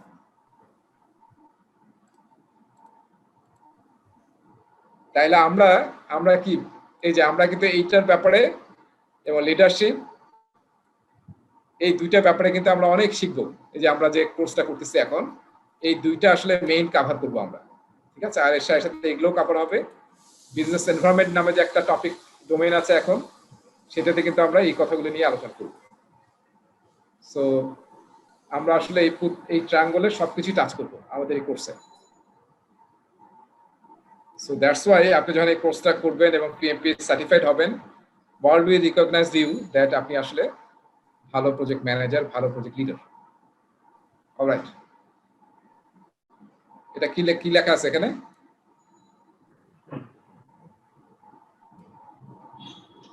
ওসমান কি আছো নাকি নাই? তোমার তো কথাই শুনতেছি না আজকে। না, আছি ভাইয়া। হ্যাঁ, কি লেখা আছে এখানে? People can be counted but they are not numbers. তো পিএমবক কিন্তু ফিলোসফির বই না, তাই না? কিন্তু এটা ফিলোসফি কথা, মানে আমার কাছে ভালো লাগছে এই কথাটা। সো একটা প্রজেক্টে কিন্তু অনেক লোকজনের সাথে কাজ করতে হবে আমাদের। So people can be counted but they are not numbers, right? তাই না? এখানে গণতন্ত্রের ফাঁকি আছে, তাই না? এই কথার মধ্যে কিন্তু গণতন্ত্রের ফাঁকি আছে। গণতন্ত্রে কি কাউন্ট হয়? ভোট কাউন্ট হয়, নাম্বার কাউন্ট হয়, তাই না? হ্যাঁ। এখন রিকশাওয়ালা ভোট দিল নাকি ঢাকা ইউনিভার্সিটির পলিটিক্যাল সায়েন্সের head of the department vote দিল, that is not being counted. Vote যে বেশি পাবে, এখন এই জন্যই মানে চোর হোক যেই হোক, সে ভোট দিলেও আপনি প্রেসিডেন্ট হয়ে যাইতেছেন। ঠিক আছে? কোয়ালিটি অফ ভোট দেখা হচ্ছে না। আচ্ছা, যাই হোক, that is different discussion. So আপনি দেখেন, people can be counted but they are not numbers. তার মানে মানুষ ডিল করা হচ্ছে one of the difficult task, এবং আপনি যদি মানুষ ঠিক মতো ডিল করতে না পারেন, প্রজেক্টও কিন্তু সাকসেসফুল করা যাবে না। ঠিক আছে? সো লিডারশিপের সবচেয়ে বড় স্কিল কি? লিডারশিপ আসলে পিপল নিয়ে ডিল করা। এবং আপনাকে এটা শিখতে হবে। কিন্তু এখানে কিন্তু অনেক কথাবার্তা আছে। Managing people, dealing with people নামে দেখবেন একটা প্রায় পেজ, 1-2 পেজ লেখা আছে এই চ্যাপ্টারে। সো এগুলো একটু পড়বেন, জাস্ট একবার রিডিং দিবে। এই চ্যাপ্টারটা, এই ব্যাপারটা এরকম যে একবার রিডিং দিলে আপনার জন্যই ভালো হবে। মানে এটা গল্পের মতো একটু পড়বেন যে আসলে প্রজেক্ট ম্যানেজারের কি কি ধরনের স্কিল থাকতে হয়। যদি আমি এই যে কোড জিনিসগুলো একটু পড়াচ্ছি এখানে, যেমন ডিলিং উইথ পিপল, পিএমবকে প্রায় 1-2 পেজ লেখা আছে। তারপরে qualities and skills of a leader, এটাও দেখবেন যে 1 পৃষ্ঠা 1.5 পৃষ্ঠার মধ্যে লেখা আছে। তারপরে আপনি প্রজেক্ট ম্যানেজার হতে হলে পলিটিক্স বুঝতে হবে, তাই না? কিসের পলিটিক্স? দেশের না অর্গানাইজেশনের? অর্গানাইজেশন, মেইনলি অর্গানাইজেশনের। অর্গানাইজেশন কি পলিটিক্স হয় নাকি হয় না? নাকি পলিটিক্স শুধু দেশের আর ওয়ার্ল্ডের? Politics is everywhere. হ্যাঁ, অর্গানাইজেশন পলিটিক্স, হ্যাঁ, everywhere is there is politics. এবং অর্গানাইজেশন পলিটিক্স ইজ কিন্তু অলসো ভেরি ডেঞ্জারাস। আপনি যদি না জানেন, পিএমবকে এখানেই, এবং বোধহয় কমিউনিকেশন চ্যাপ্টার একটা শব্দ ইউজ করছে, উইল। উইল মানে হচ্ছে মানে বাতাস কোন দিকে প্রবাহিত হচ্ছে, বুঝতে পারছেন? সো আপনার অর্গানাইজেশনের বাতাস কোন দিকে প্রবাহিত হয়, that you have to understand.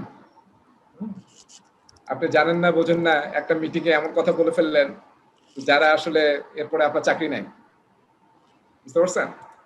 So you have to understand, you have to আপনার চোখ কান খোলা রাখতে হবে। সো পলিটিক্স, পাওয়ার, এই পাওয়ার নিয়ে আমরা আরো সামনে দেখবো। স্টেক হোল্ডারের কার কিরকম পাওয়ার আছে, এটা আপনাকে বুঝতে হবে।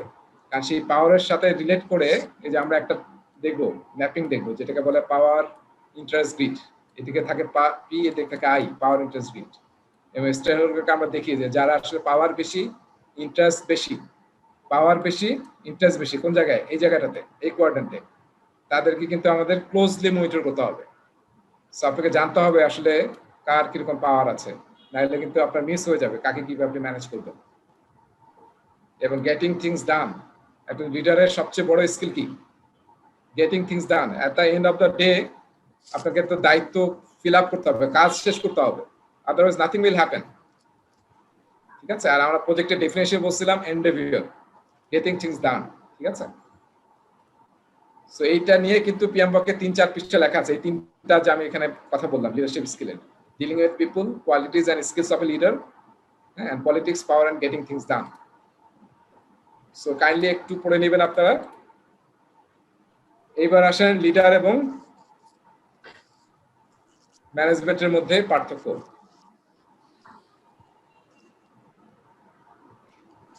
এটা আমরা দেখি, পড়ি, এক এক করে পড়ি, দেখি। প্রথমটা বলেন দেখি, তানভীর বলেন প্রথমটা কি? বাম দিকে ম্যানেজমেন্ট হবে। প্রথমটা ম্যানেজমেন্ট হচ্ছে ডাইরেক্ট ইউজিং পজিশনাল পাওয়ার, আর লিডার লিডারশিপ হচ্ছে guide, influence and collaborate using relational power. বুঝতে পারছি আমরা। একটা হচ্ছে পজিশনাল পাওয়ার, আমি হচ্ছে বস, হ্যাঁ আমি হচ্ছে ভিপি, সো আমার কথা তুমি শুনবা। আর লিডার কি? লিডার যদি ভিপিও হয় সে কোনদিন বলবে না যে আই এম ভিপি, আমার কথা শুনতে হবে, সে আসলে রিলেশনাল পাওয়ার খাটাবে। জি ভাই। আচ্ছা, এরপরে আরেকজন বলেন, কখন বলেন? পরেরটা হচ্ছে, হ্যাঁ, ম্যানেজমেন্ট বলছে হলো মেইনটেইন, আর লিডারশিপ হচ্ছে ডেভেলপ। আমি যেটা বুঝতেছি যে ম্যানেজমেন্ট মেইনটেইন, তার মানে ওই যে তার পাওয়ারটাকে মেইনটেইন করা, বা তার কি বলে হচ্ছে পজিশনটাকে মেইনটেইন করার জন্য সে সবসময় ট্রাই করবে। আর লিডারশিপ হলো তা সে এবং তার ফুল টিমকে কন্টিনিউয়াসলি ডেভেলপিং এর মধ্যে রাখবে, ডেভেলপ করার চেষ্টা করবে, তাই না? এবং মেইনটেইন হচ্ছে যে আমার অর্গানাইজেশনের প্রসেস, পলিসি, প্রসিডিউর যেটা যেভাবে বলছে এর বাইরে I will not think, just ওটা এক্সিকিউট করে যাবো, মেইনটেইন করে যাবো। আর আমি লিডার কি? অলওয়েজ ট্রাই টু ডেভেলপ, যে আরো কিভাবে ভালো করা যায়, আরো কিভাবে ভালো করা যায়, আমার অর্গানাইজেশনের ভালো, প্রসেস, পলিসি, প্রসিডিউর ভালো, আমার টিমের ভালো, সবার ভালো। হ্যাঁ। আর পরেরটা কি? অ্যাডমিনিস্ট্রেট, আর হচ্ছে ইনোভেট। অ্যাডমিনিস্ট্রেট মানে আমি শুধু অ্যাডমিনিস্ট্রেশন করে যাই, I don't innovate anything. আর লিডার আসলে অলওয়েজ ইনোভেটিভ চিন্তা ভাবনা করে। আচ্ছা, focus on systems and structure, আর focus on relationship with people. দেখছেন লিডারশিপে আসলে বড় ইয়া কি? পিপল, পিপলের সাথে রিলেশনশিপ। মেইন হচ্ছে রিলেশনশিপ। রিলেশনশিপ এমন জিনিস যেটা দিয়ে আসলে you can do anything you want. মানুষকে দিয়ে আপনি যা ইচ্ছা করে ফেলতে পারবেন যদি আপনার রিলেশনশিপ ওরকম থাকে। ঠিক আছে? তারপরে ম্যানেজার হচ্ছে রিলাই অন কন্ট্রোল আর ইন্সপায়ার ট্রাস্ট। এই যে খুবই ইম্পর্টেন্ট, এই যে আমরা বলি না যে একটা সংসারের মধ্যে ট্রাস্ট থাকতে হবে, এটা সংসারে শুধু না, আপনার টিমের মধ্যে যদি ট্রাস্ট না থাকে তাহলে কিন্তু সেই টিমও কাজ করতে পারবে না। ঠিক আছে? Focus on near term goals. আর লিডার কি? Long range vision. লিডাররাই দেখবেন যে অনেক দূরে তাকাতে পারে, তাই না? আমরা স্টিভ জবস, ঠিক আছে, যে টাচ স্ক্রিন, তারপর ছোট একটা ডিভাইস, কি ওটা, গান শোনার পড, আইপড। কেউ ভাবছিল যে আইপড আসলে সবকিছুকে রিপ্লেস করে ফেলবে, মানে গান শোনার যত আমরা আগে দেখতাম না, মানে আমাদের সময় ওই যে 2000 ইউনিভার্সিটি দেখতাম যে হেডফোন লাগায় গান শুনতো, ক্যাসেট, পকেটের মধ্যে, ব্যাগের মধ্যে ক্যাসেট রাখতো, দেখছেন না? সিডি, তারপরে এটা কিন্তু অনেক চলতো। আইপড কিন্তু একদম পুরো চেঞ্জ করে ফেললো। এবং গানটা আসলে ক্যাসেটের মধ্যে লোড করা থাকবে গান, এটা না আমি যেটা চাই, কারণ আমার সেটা আসলে আমি ইচ্ছা মতো আমার প্লেলিস্ট সাজাবো আমি। আচ্ছা, আস্ক হাউ এন্ড হোয়েন। দেখেন, আস্ক হাউ এবং হোয়েন, আর আস্ক হচ্ছে হোয়াট এন্ড হোয়াই। বুঝতে পারছি? এই যে আসলে আপনার কি বাচ্চাদের দেখছেন, বাচ্চারা কি সবসময় কি প্রশ্ন করে? হ্যাঁ, দেখবেন যে বাচ্চারা দেখেন এই যে হোয়াট এবং হোয়াই খেলে প্রশ্ন, এটা কেন, ওটা কেন, এটা কি, ওটা কি, খেয়াল করছেন? সো এই বাচ্চার ওই জিনিসটা কিন্তু আমাদের আসলে ক্যারি করতে হবে, ওই প্রশ্নটা যাতে সবসময় থাকে।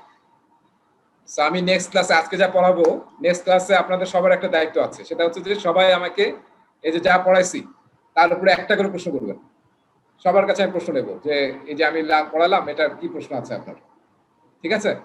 এটা আপনাদের হোমওয়ার্ক, একটা প্রশ্ন লিখে ফেলবেন এবং আমাকে নেক্সট ক্লাসে প্রথমেই আমরা জিজ্ঞাসা করবো যে আপনার প্রশ্ন কি। আচ্ছা, focus on bottom line, focus on the horizon, এটা আমাকে একটু সুবোধ দা আপনি একটু বলেন। Subodh, focus on bottom line, focus on the horizon. এটা একটু ক্রিটিক্যাল যদিও। এটা যেটা বটম লাইন বলতে এটা বোঝাচ্ছে একদম স্পেসিফিক কোনো গোল যেটা অ্যাচিভ করতে হবে। বটম লাইন যেটা যে অবজেক্টিভটা অ্যাচিভ করা, এবং এটা অনেকটা ডাইরেক্ট আর কি, ডাইরেক্ট গোলকে ফোকাস করা।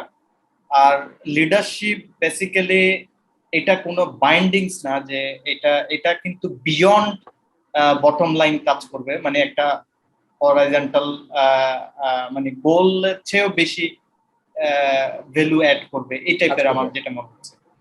আচ্ছা আচ্ছা আচ্ছা, ফোকাস অন বটম লাইন, এই বটম লাইন শব্দটা আসলে একটু আমরা ফাইন্যান্সিয়াল এবং অ্যাকাউন্টিং এ যদি আমরা চিন্তা করি ফাইন্যান্সিয়াল পার্সপেক্টিভে, বটম লাইন মনে হচ্ছে প্রফিট, শেয়ার হোল্ডার্স প্রফিট। ম্যানেজারে কি করে, they are only focus on shareholders profit.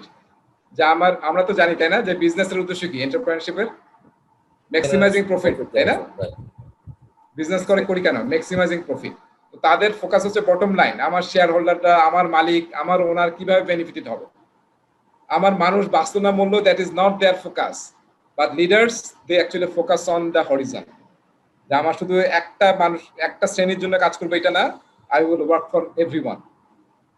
ঠিক আছে, পরেরটা দেখেন, এক্সেপ্ট স্ট্যাটাস কো। আর এখানে কি চ্যালেঞ্জ স্ট্যাটাস কো, এটা ওসমান বলো দেখি এটা কি? ভাই এটা তো সবচেয়ে কঠিনটা বলে না আমাকে ভাই। সেই যে তো কঠিন থেকে তোমাকে বললাম।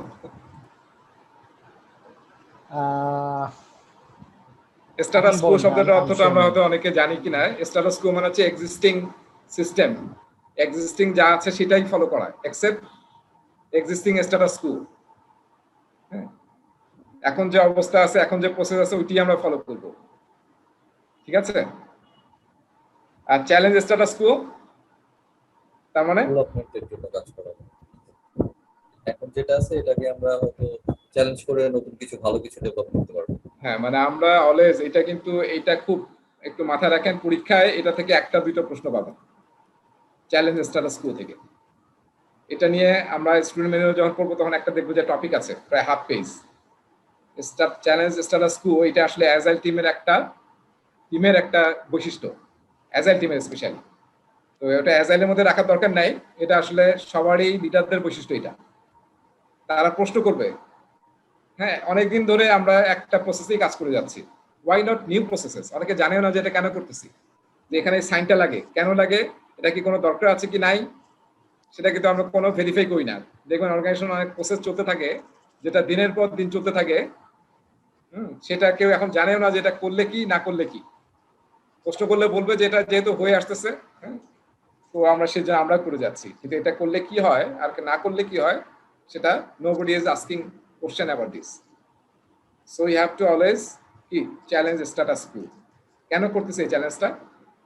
আরো যদি কোনো বেটার করা যায়, আরো কোনো বেটার অ্যাপ্রোচ আছে কিনা, কোনো আরো বেটার টেকনিক্যাল অ্যাপ্রোচ আছে কিনা, আরো কোনো বেটার টেকনিক্যাল মানে আর্কিটেকচার আছে কিনা যেটা ফলো করা উচিত। প্রজেক্ট ম্যানেজার, এটা আমরা সবাই জানি, ম্যানেজার ডু থিংস রাইট, যেটা তাদেরকে বলে দিচ্ছে ওইটা ঠিকমতো করা। Do the right things, very critical. খুব কম মানুষই আসলে বের করতে পারে যে আসল জিনিস কোনটা, সঠিক জিনিস কোনটা। সো দ্যাটস ওয়াই লিডারের সংখ্যা বেশি না কম? লিডারের সংখ্যা কম। Focus on operational issues and problem solving, focus on vision, খুব ইম্পর্টেন্ট। লিডারের কি ভিশনারি হতে হয় আমরা জানি। অ্যালাইনমেন্ট, মোটিভেশন, তারা মোটিভেশন নিজেরা থাকে এবং কি অন্যদেরকে মোটিভেট করতে পারে, এবং তারা নিজেরাও সবসময় ইন্সপায়ার্ড থাকে এবং ওদেরকে ইন্সপায়ার্ড করে। This are the characters of true leaders. ঠিক আছে, দেখবেন ইতিহাসে যত বড় বড় লিডার আছে তারা কি, দে আর অল মোটিভেটরস, অল আর ইন্সপায়ার্ড করছে, তাই না? মানুষকে ইন্সপায়ার্ড করে তারা কিন্তু কঠিন ব্যাপার মানে অসাধ্যকে সাধন করে ফেলছে। অলরাইট, সো এটা হচ্ছে আমাদের ম্যানেজমেন্ট এবং লিডারের মধ্যে পার্থক্য দেখলাম। এখন দেখেন আসল কথাটা হচ্ছে এই যে সবার উপরে কি লেখা আছে, তানভীর এটা বলেন, এটা কি লেখা আছে? Project managers needs to employ both leadership and management in order to be successful. This is very critical. ঠিক আছে, এরকম ভাবা যাবে না যে সবই তো দেখলাম খারাপ তাহলে আমি শুধু লিডার হবে। প্রজেক্ট ম্যানেজ করতে গেলে কিন্তু অনেক জিনিস আছে, অ্যাডমিনিস্ট্রেটিভ কাজ আছে, ম্যানেজমেন্ট কাজ আছে, যেটাকে বাদ দিয়ে you can do only visionary হলেন, খালি মোটিভেশন করলেন, ঠিক আছে, খালি মানে চ্যালেঞ্জ করলেন হবে না কিন্তু। ঠিক আছে, সো দুইটার আসলে কি বলবো বাংলায় বলে মেলবন্ধন লাগবে আর কি, কম্বিনেশন লাগবে প্রজেক্টকে সাকসেসফুল করার জন্য। ঠিক আছে, so this is the main take away এখান থেকে। শুধু এটা না যে আমরা লিডারের হব, খালি লিডার এখন থেকে, পরে দেখা যায় আর কোনো কাজ হবে না, সবাই লিডার। বেশি লিডার হলেও কিন্তু প্রবলেম, তাই না? আচ্ছা, এবার আসেন যে লিডারশিপ স্টাইল। সো দেখেন এখানে নানান ধরনের লিডারশিপ স্টাইল আছে যেটা এখন আসলে মার্কেটে দেখবেন। সো সো এই ধরনের লিডারশিপ স্টাইল আমরা কিন্তু প্র্যাকটিস করতে পারি। সো এগুলো একটু আমাদের জানা দরকার, পরীক্ষাও আসতে পারে। লেইজেস ফেয়ারি, এটা একটা ফ্রেঞ্চ ওয়ার্ড, তার মানে হ্যান্ডস অফ স্টাইল। ঠিক আছে, তার মানে যে আমরা বলি না এম্পাওয়ারমেন্ট করা, যে আমি মানুষকে দায়িত্ব দিয়ে দেবো যে হ্যাঁ তুমি করো, তুমি এটা দায়িত্ব, তুমি এটা করো। তো এটাকে আমরা বলি লেইজেস ফেয়ারি টাইপ লিডারশিপ স্টাইল। এটা কিন্তু এক সময়, এখন আমরা খুব সহজে বলতেছি এম্পাওয়ারমেন্ট, এক সময় আমরাই আমাদের অর্গানাইজেশনে দেখছি যে ওই সে যেটার পাইছে এটার সেই নলেজটা কাকে শেয়ার করে না, কোনো কিছু কাকে দেয় না, গোপন রাখে যে দেওয়া যাবে না, দিলে নলেজটা শেয়ার হয়ে যাবে। হ্যাঁ, এরকম কিন্তু আমরা দেখছি। সো এখন কিন্তু এটা বের হয়ে আসছে সমাজ ধীরে ধীরে। মানে মানুষকে যত আপনি এম্পায়ার করবেন, লিডার কি, লিডার আসলে লিডার তৈরি করে, আর ম্যানেজার কি তৈরি করে, ফলোয়ার তৈরি করে, রাইট? তারা কিন্তু ম্যানেজার বা লিডার তৈরি করে না। আর লিডারের স্টাইল হচ্ছে তারা আসলে লিডার তৈরি করে। আচ্ছা, ট্রানজাকশনাল হচ্ছে একটু আসলে ম্যানেজমেন্ট টাইপ। ট্রানজাকশন শব্দটা মানে কি, ট্রানজ্যাক্ট, তাই না? মানে ইনপুট আউটপুট বা ডেবিট ক্রেডিট, মানে যা বলা হচ্ছে তাই করতেছি। সো এটা হচ্ছে ট্রানজাকশনাল টাইপ, যেটা অ্যাকচুয়ালি আসলে ক্লোজ টু ম্যানেজমেন্ট টাইপ।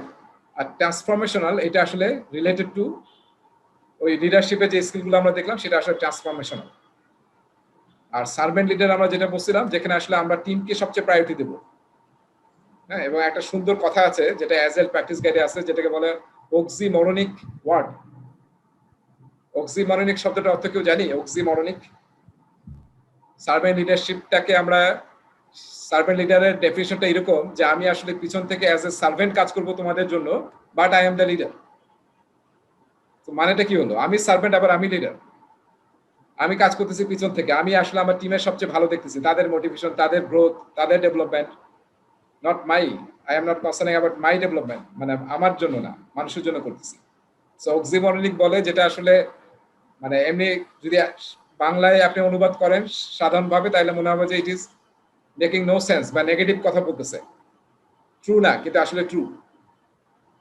সেটাকে বলা হয় অক্সিমরনিক ওয়ার্ড। সার্ভেন্ট লিডার হচ্ছে ওই ধরনের একটা লিডার, যে আমি আসলে সার্ভেন্ট, আমি আসলে লিডার, কিন্তু আমি আসলে সার্ভেন্ট ফর দ্য টিম। ঠিক আছে। ক্যারিসম্যাটিক তো আমরা জানি যেটা আসলে কি, মানে বাই বার্থ মানুষ পায়, যেমন আমরা মহাত্মা গান্ধীকে বলি, তারপরে শেখ মুজিবুর রহমানকে বলি, সো এরকম, তারপরে তাই না, Abraham Lincoln. So they are actually charismatic leaders. সো তারা আসলে always high energetic, enthusiastic, self confident, যেটা বলবে সেটাই করবে, আছে না? সো এটা হচ্ছে ক্যারিসম্যাটিক লিডারশিপ। আর ইন্টারঅ্যাকশনাল বলা হচ্ছে, ইন্টারঅ্যাকশনাল লিডারশিপ হচ্ছে সবগুলোর কম্বিনেশন, সবগুলো মানে ট্রানজ্যাকশনাল প্লাস হচ্ছে ট্রান্সফরমেশনাল প্লাস ক্যারিসম্যাটিক। এই তিনটার ভালো জিনিসগুলো নিয়ে আমরা যেটা লিডারশিপ স্টাইল বলতেছি, ওটা হচ্ছে ইন্টারঅ্যাকশনাল। তো পিএমআই এর গাইডলাইনটা আসলে আমি যদি একটু ব্যাক করি স্লাইডের, কয়টা বাজে? 9:30। আচ্ছা, ফাইন। তাহলে দেখবেন যে আসলে আমরা কোন জায়গায় কোন লিডারশিপ স্টাইল ফলো করবো, এটা আসলে বিভিন্ন ফ্যাক্টরের উপর ডিপেন্ড করে। একটা হচ্ছে লিডারের ক্যারেক্টারিস্টিক, অ্যাটিটিউড, তার মুডের উপরে, টিম মেম্বার ক্যারেক্টারিস্টিক্স, টিমের অ্যাটিটিউড, টিমের মুড, ঠিক আছে, তার উপরে কিন্তু কাজ করে। ভ্যালুস, ইথিক্স, তারপর অর্গানাইজেশনের উপর ডিপেন্ড করে, এনভায়রনমেন্টের উপর ডিপেন্ড করে, কোন সিচুয়েশনে আছে তার উপর কিন্তু ডিপেন্ড করে লিডারশিপ, কোন জায়গায় আপনি কোন লিডারশিপ স্টাইলটা ইউজ করবেন এবং কোনটা আসলে সবচেয়ে বেশি রেজাল্ট দেবে। এখন দেখেন একটা ইমার্জেন্সি সিচুয়েশন, একটা ইমার্জেন্সি সিচুয়েশন, এখানে যদি আপনি বলেন যে তোমরাই দেখো, আপনি পিছায় থাকেন যে সার্ভেন্ট লিডার, আপনি সবাইকে বলে এই তোমরাই ডিসিশন নাও, that is a major critical decision, you have to take the decision now. এই জায়গায় আপনি কি ইউজ করতে হবে? তখন আপনার যদি আপনি কি বলেন ওই ডিক্টেটরশিপও যদি ইউজ করেন, দ্যাট ইজ ওকে, বিকজ ওখানে আসলে ওইটাই দরকার ছিল। সো সিচুয়েশন উপর বেস করে আপনাকে লিডারশিপ স্টাইল ডিফারেন্টটা ইউজ করতে হবে। আর অ্যাজাইলে প্রেফার করা হয় সার্ভেন্ট লিডারশিপ। আর আমরা যখন আপনি নলেজ ওয়ার্কার নিয়ে কাজ করবেন তখন এক ধরনের স্টাইল, আবার ধরেন আপনি লেবারসের নিয়ে কাজ করতেছেন তখন হয়তো অন্য একটা স্টাইল আপনাকে কাজ করতে হবে। So this actually depends. Alright, এটা কি on a journey leader is the servant of the people, মানে সার্ভেন্ট লিডারশিপের কি মেইন থিম এটা। on a journey মানে কি, on a initiative, on a project, leader is the servant of the people। ঠিক আছে, last slide. Project ম্যানেজারকে আমি কি বলছিলাম, কারণ মনে আছে? প্রজেক্ট ম্যানেজারকে বলছিলাম যে কোঅর্ডিনেটর বা কমিউনিকেটর না, কি ইন্টিগ্রেটর, তাই না? ইন্টিগ্রেটর। Project integrator. সো নানান ধরনের ইন্টিগ্রেশন কিন্তু প্রজেক্ট ম্যানেজারকে through out the life cycle of project করতে হবে। ঠিক আছে, একটা হচ্ছে প্রসেস লেভেলে, আপনি যে বিভিন্ন প্রসেস ফলো করবেন প্রজেক্ট ম্যানেজমেন্টের, 10 knowledge areas, 5 process groups, 49 processes, সবগুলোকে আপনাকে ইন্টিগ্রেট করতে হবে। ঠিক আছে, 2 নম্বর হচ্ছে integration at the cognitive level, জ্ঞানের লেভেলে। কগনিটিভ মানে কি, মানে আপনার টিম, আপনি যখন যে জায়গায় কাজ করতেছেন সেই টিমের জ্ঞানের সাথে আপনি একটা ছোটদের অনুষ্ঠানে আপনি কথা বলতেছেন, তো সেখানে কি আপনি বড়দের এক্সাম্পল দিলে হবে, বুঝবে বাচ্চারা? তখন কিন্তু আপনাকে এক্সাম্পল দিতে হবে ওইরকম। ওই যে জাফর ইকবালের একটা বক্তব্য শুনতেছিলাম ওই বাচ্চাদের একটা স্কুলে, উনি বলতেছিলেন যে বানর তো খুব চালাক, ইভেন মানুষের চেয়ে অনেক ক্ষেত্রে চালাক বানর, তাই না? কিন্তু বানরের যে জিনিসটা বানর করতে পারে না মানুষ করতে পারে, সেটা কি জানেন? মানুষই এক প্রাণী যে কল্পনা করতে পারে, তাই না?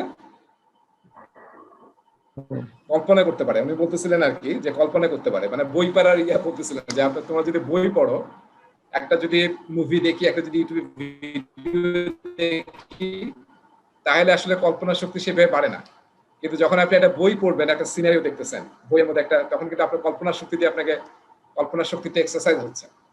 ঠিক আছে, সো আপনি আসলে integration at the cognitive level, আপনি যা টিমের মধ্যে নানান ধরনের জ্ঞানের লোকজন থাকবে, কিন্তু নানান ধরনের, তাদের সাথে আসলে যখন যে সিচুয়েশনে আপনাকে কথা বলতে হবে, ডিল করতে হবে, যেভাবে কমিউনিকেট করতে হবে, you should do that, very important. হ্যাঁ, স্পন্সরের সাথে একভাবে কথা বলতে হবে, আপনার টিমের সাথে একভাবে করতে হবে, ভেন্ডরের সাথে একভাবে করতে হবে, সব জায়গায় একই সূত্র কিন্তু চলবে না। 3 নম্বর হচ্ছে integration at the context level, কোন কনটেক্সটে আপনি কাজ করতেছেন সেই কনটেক্সট অনুযায়ী আপনাকে ইন্টিগ্রেট করতে হবে, আপনাকে বিহেভ করতে হবে। এবং ইন্টিগ্রেশন এবং কমপ্লেক্সিটি, প্রজেক্টের মধ্যে নানান ধরনের কমপ্লেক্সিটি থাকবে। এখানে একটা সুন্দর কথা পিএমকে বলছে, project is not complex, rather project contains complexity. ঠিক আছে, প্রজেক্টে কিন্তু নানান ধরনের কমপ্লেক্সিটি থাকবে, সেগুলোকে আপনাকে ডিল করতে হবে। ঠিক আছে, so this are the major integration as a project manager, project integrator, you have to integrate. So this is it, আমাদের এই চ্যাপ্টারটা আমরা শেষ করলাম। কোনো প্রশ্ন আছে? যতটুকু আমরা পড়ালেখা করলাম, তাহলে কি পড়লাম হচ্ছে পিএমবকে চ্যাপ্টার নাম্বার 2 এবং চ্যাপ্টার নাম্বার 3, যেটা আসলে স্টুডেন্ট ম্যানুয়ালের কয়েকটা টপিক আমরা এখানে পড়লাম, যেটা আমি হোয়াটসঅ্যাপে দিয়ে দেবো যে কোন কোন টপিক আমরা পড়লাম। আজকে লাস্ট একটা স্লাইড পড়াবো আমি, সেই স্লাইডটা পড়াই শেষ করবো আর কি। আমি একটু ওপেন করতেছি, সবাই কি আছে কনসেন্ট্রেশন না কি অবস্থা?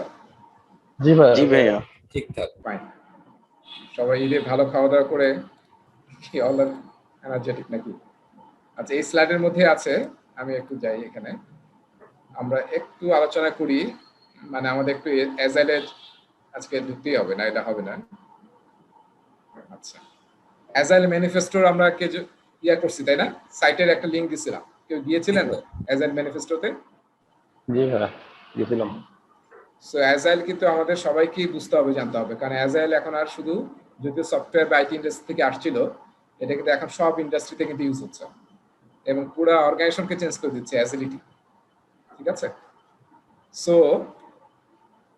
আমি বোধহয় একটু গল্প বলছিলাম যে আসলে অ্যাজাইলটা কোথা থেকে আসছে, 2001 সালে তাই না, যেখানে আসলে 17 জন থট লিডার্স যারা সেই সময় আইটি এবং সফটওয়্যার ফার্মে কাজ করতেছিলেন, they are struggling with their projects because IT এবং specially software project is very difficult to execute following the traditional project management methods. তো দ্যাটস ওয়াই তারা আসলে একত্রিত হয়েছিল।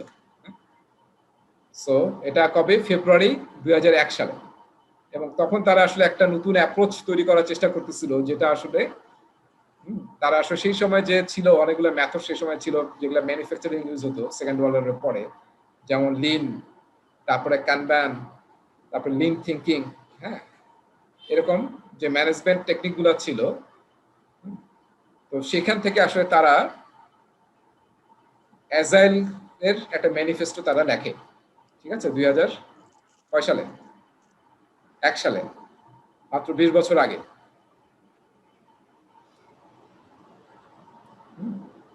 সো এখানে দেখেন এই যে এটা, এবং তারা চারটা মানে দে কেম আপ উইথ 4 ভ্যালুস, চারটা ভ্যালু নিয়ে আসে। সো এইটা কিন্তু একটা ইন্টারেস্টিং প্রজেক্টের, বা যারা সফটওয়্যার বা আইটি ইঞ্জিনিয়ার্স তারা তো আসলে টেকনিক্যাল গাই তাই না, তো তারা আসলে কোন একটা ভ্যালু বা ইয়া নিয়ে কথা বলতেছে, এটা একটু ইন্টারেস্টিং, কারণ তারা আসলে অলওয়েজ কি লজিক, অ্যালগোরিদম এসব নিয়ে হয়তো কথা বলবে, কিন্তু যখন আপনি ভ্যালু বলবেন, মাইন্ডসেট বলবেন, প্রিন্সিপাল বলবেন, দ্যাট এটা আসলে কি, এটা কি ইঞ্জিনিয়ার শোনায়, এটা একটু ম্যানেজমেন্ট শোনায় তাই না, ফিলোসফির কেউ, ম্যানেজমেন্টের কেউ যদি এটা বলতো তাহলে ভালো ছিল, কিন্তু আসলে তাদের মাথা থেকে এই জিনিসটা আসছে। সো দেখেন এখানে চারটা ভ্যালু প্রতিটা অ্যাজাইলে, এখন মার্কেটে প্রায় আমি বলছিলাম অলমোস্ট 100 ফ্রেমওয়ার্কস মেথডস আছে, যেগুলো আসলে অ্যাজাইল ফ্রেমওয়ার্ক হিসেবে ইউজ হয় বিভিন্ন আইটি ইন্ডাস্ট্রিতে, তারপরে সফটওয়্যার ফার্মে এবং বিভিন্ন ইন্ডাস্ট্রিতে বিভিন্ন নামে। যেমন আমি বলছিলাম সবচেয়ে বেশি ইউজ হয় স্কাম, তারপর বলছিলাম কানবান, তারপর বলছিলাম সেফ, তারপর স্কাম অফ স্কামস, ডিসিপ্লিন অ্যাজাইল, এরকম নানান নাম আছে। সো এরকম 100, অলমোস্ট 100। সেই সবগুলোই কিন্তু আসলে এই যে ভ্যালু, এই চারটা ভ্যালুর উপর এস্টাবলিশড। ঠিক আছে, এবং 12টা প্রিন্সিপাল আমরা নেক্সট ক্লাসে দেখবো, এই 12টা প্রিন্সিপালের উপর এই সবগুলোই কিন্তু এখান থেকে আসছে। আচ্ছা আমি একটু রিড আউট করি, এইটা বোঝাটা খুব ইম্পর্টেন্ট, এই চারটা পয়েন্ট। উই আর আনকভারিং, ওনারা যখন এটা ডিসাইড করছে চারটা ভ্যালু, তখন ওনারা বলতেছেন we are uncovering better ways of developing software by doing it and helping others do it. Through this work we have come to value. এখন আমি সবার কাছে ব্যাখ্যা নেব। প্রথমটা বলেন, কে বলবেন প্রথমটা পড়েন দেখি। Individual and interactions over process and tools. এটা কি বুঝলেন Arfan? Yeah, Individual and interactions over process and tools. process and tools. আসলে ভাই এখানে যেটা বলতে চাইছে যে আমার যেটা প্রসেস দেওয়া আছে বা যে স্ট্রাকচার দেওয়া আছে এটা ফলো করার চেয়ে আমার আসলে ইন্ডিভিজুয়াল থেকে কথা বলে বা তার কি ডিমান্ড সেগুলো আসলে ফলো করা উচিত, সেগুলো নিলে হয়তো প্রজেক্টটা আমরা ইজিলি আরো হ্যান্ডেল করতে পারবো, প্রসেসটাকে আরো ভালো করে ডেভেলপ করতে পারবো। আচ্ছা, তার মানে দেখেন মানে ইন্ডিভিজুয়ালস এন্ড ইন্টারঅ্যাকশনস, রাইট?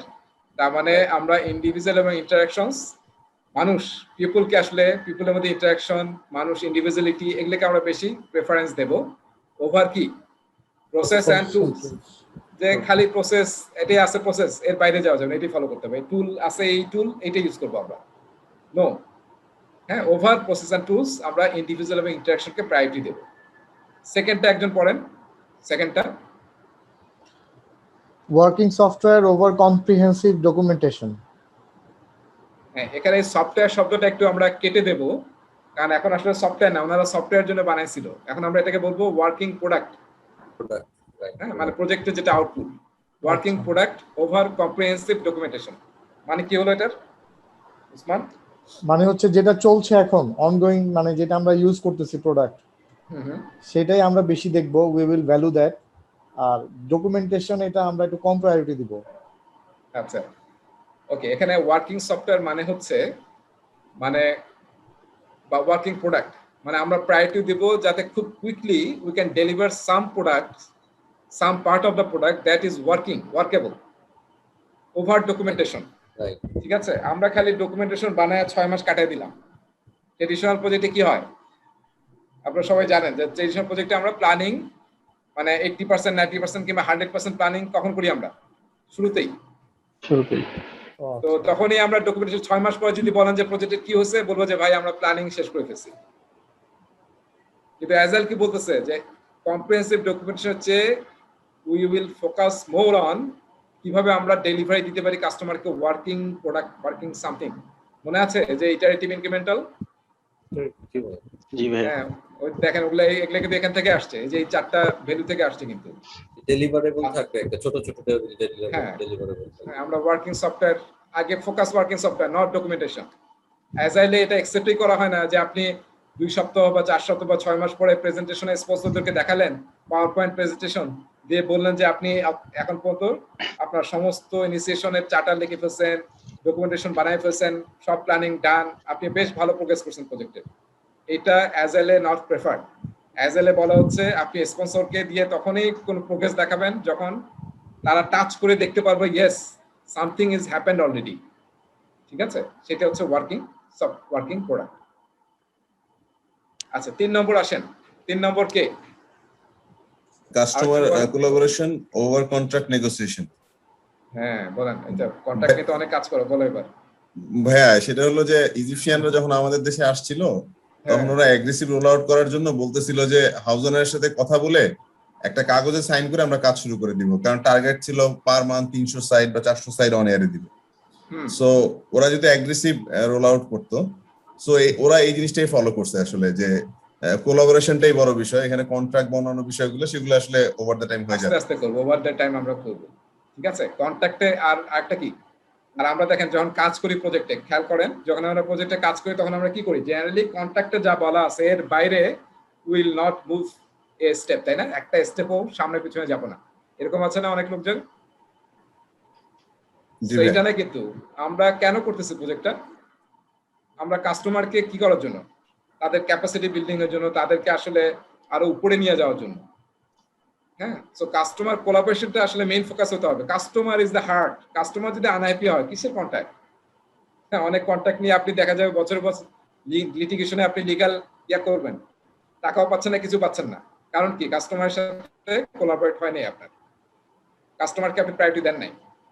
ঠিক আছে, so customer collaboration over contract negotiation. লাস্টটা মাহবুব ভাই, লাস্টটা বলেন। ভাই একটু একটু এই পয়েন্টে একটু বলতে চাচ্ছিলাম, যেটা হচ্ছে কন্ট্রাক্ট নেগোসিয়েশনের চেয়েও কাস্টমার কোলাবোরেশনটা মোর ইম্পর্টেন্ট বা ফোকাস করা হয়েছে আজাইলে।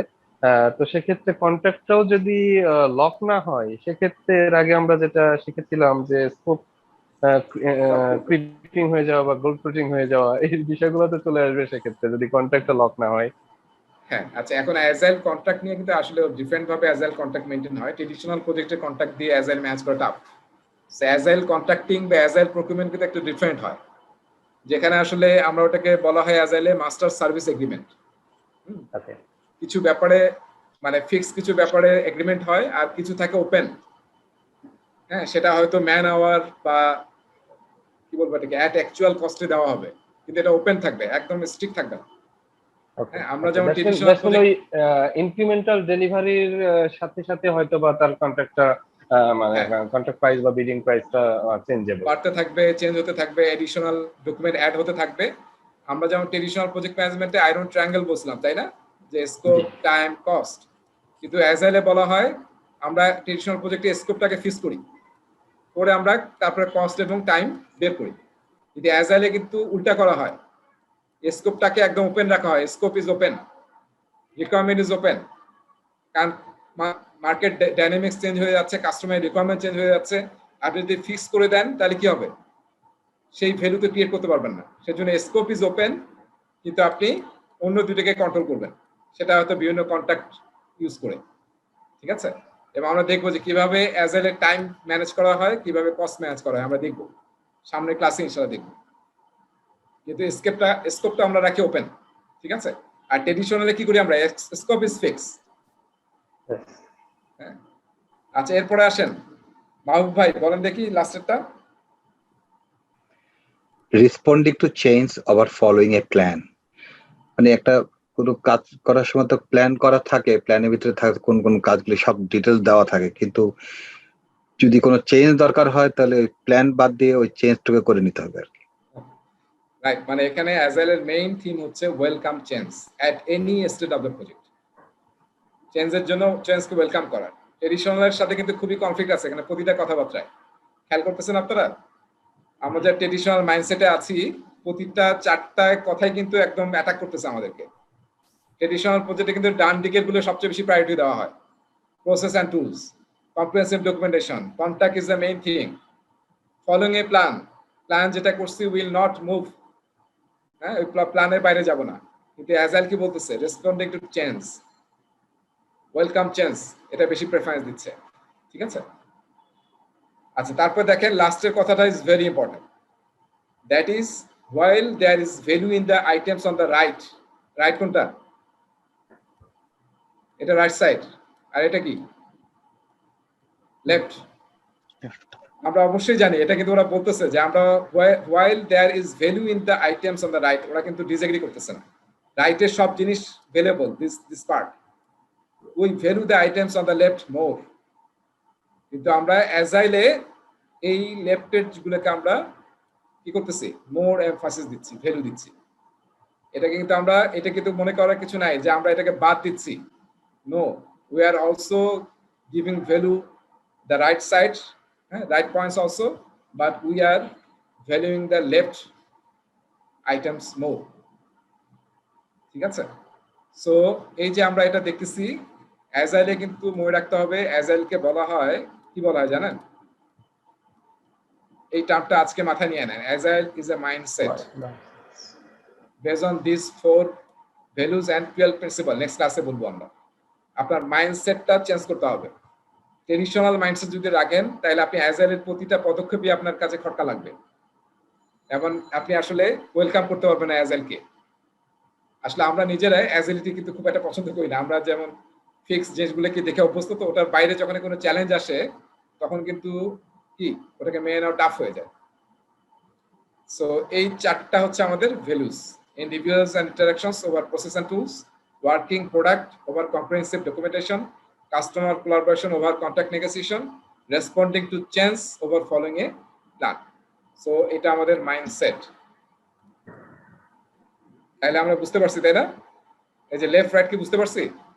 এই যে বোল্ড আকারে লেফট, নরমাল রেগুলার ফন্টটা হচ্ছে, এবং প্রায়োরিটি কোন দিকে দেব, লেফটে, ঠিক আছে, লেফটে প্রায়োরিটি দেব। আচ্ছা, এখানে আমরা আরেকটা জিনিস আমি বুঝতে পারছি, আমার যদি ভুল না হয়, অনেকটা এরকম যে অ্যাজাইল অ্যাপ্রোচটা হচ্ছে লিডারশিপ তৈরি করে, আর এটা হচ্ছে আমাদের ম্যানেজমেন্ট তৈরি করে। হ্যাঁ, মানে ফলোয়ার তৈরি করে, তাই না? আর অ্যাজাইল আসলে প্রেফার করে যাতে সবাই, এবং আমরা নেক্সট ক্লাসে পড়বো ইনশাআল্লাহ, অ্যাজাইলে আসলে আমরা বলি সেলফ অর্গানাইজ টিম, যারা নিজেরা সেলফ অ্যাওয়ার্ড এবং তাদেরকে কেউ লিড করতে হয় না, দে লিড বাই দেমসেলভস, সেটাকে বলা হয় সেলফ অর্গানাইজিং টিম, ঠিক আছে। এটাও কিন্তু বিরাট একটা ধাক্কা।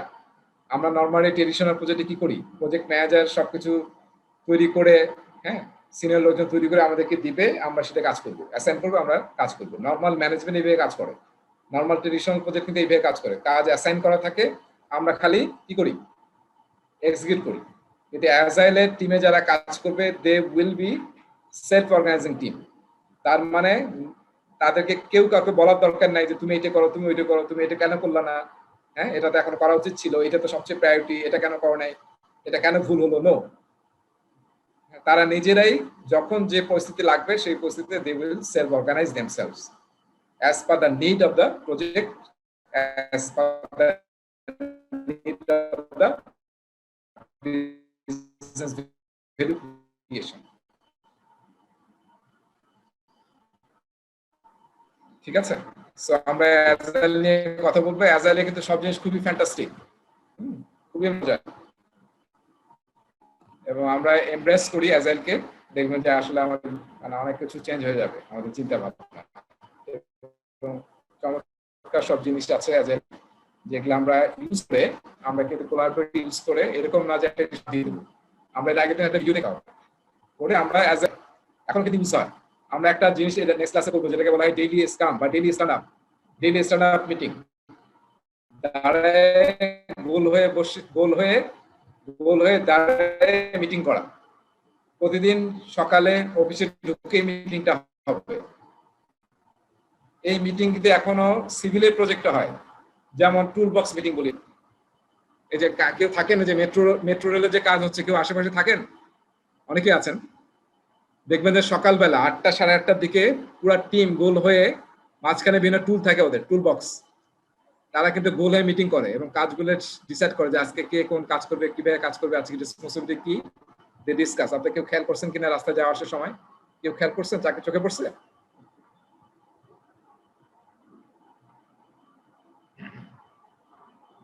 চোখে পড়ছে কারো না? ভাই আমি ঢাকার বাইরে থাকি। আচ্ছা ঠিক আছে, তাহলে এটা নিয়ে আমরা নেক্সট ক্লাসে আলোচনা করবো, যেটা আমরা সিভিলে বলা হয় টুল বক্স মিটিং, যেটা আমরা এটাকে বলি এজাইলে ডেইলি স্টাম বা স্ট্যান্ড আপ মিটিং। ঠিক আছে, চমৎকার কিছু জিনিস আছে যেটা আমরা নেক্সট ক্লাসে আলোচনা করব।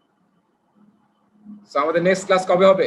শুক্রবারে। হ্যাঁ, শুক্রবার জি ভাইয়া। 7টা। ঠিক আছে। শুক্রবার কখন ভাইয়া? তো আমি আরো কিছু আছি, কারো প্রশ্ন থাকলে জিজ্ঞাসা করতে পারেন, নাহলে ক্লাস শেষ।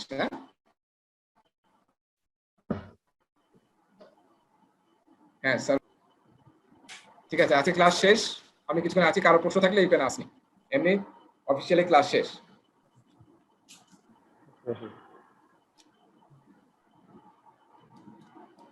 হ্যাঁ, আমার একটু ডাউট আছে একটা। আপনি বললেন ভাই অ্যাজাইলে হচ্ছে সবসময় চেঞ্জকে ওয়েলকাম করা হয়, তো ঠিক আছে ভাই। এখন আমার যখন ডেলিভারেবলটা কোনো ফিজিক্যাল প্রোডাক্ট হবে, ইট will be very tough to change. মানে একটা ডেফিনিট স্টেজে যাওয়ার পরে চেঞ্জ করা কিন্তু অনেক টাফ হয়ে যায়। সো সেই ক্ষেত্রে হোয়াট শুড উই ডু?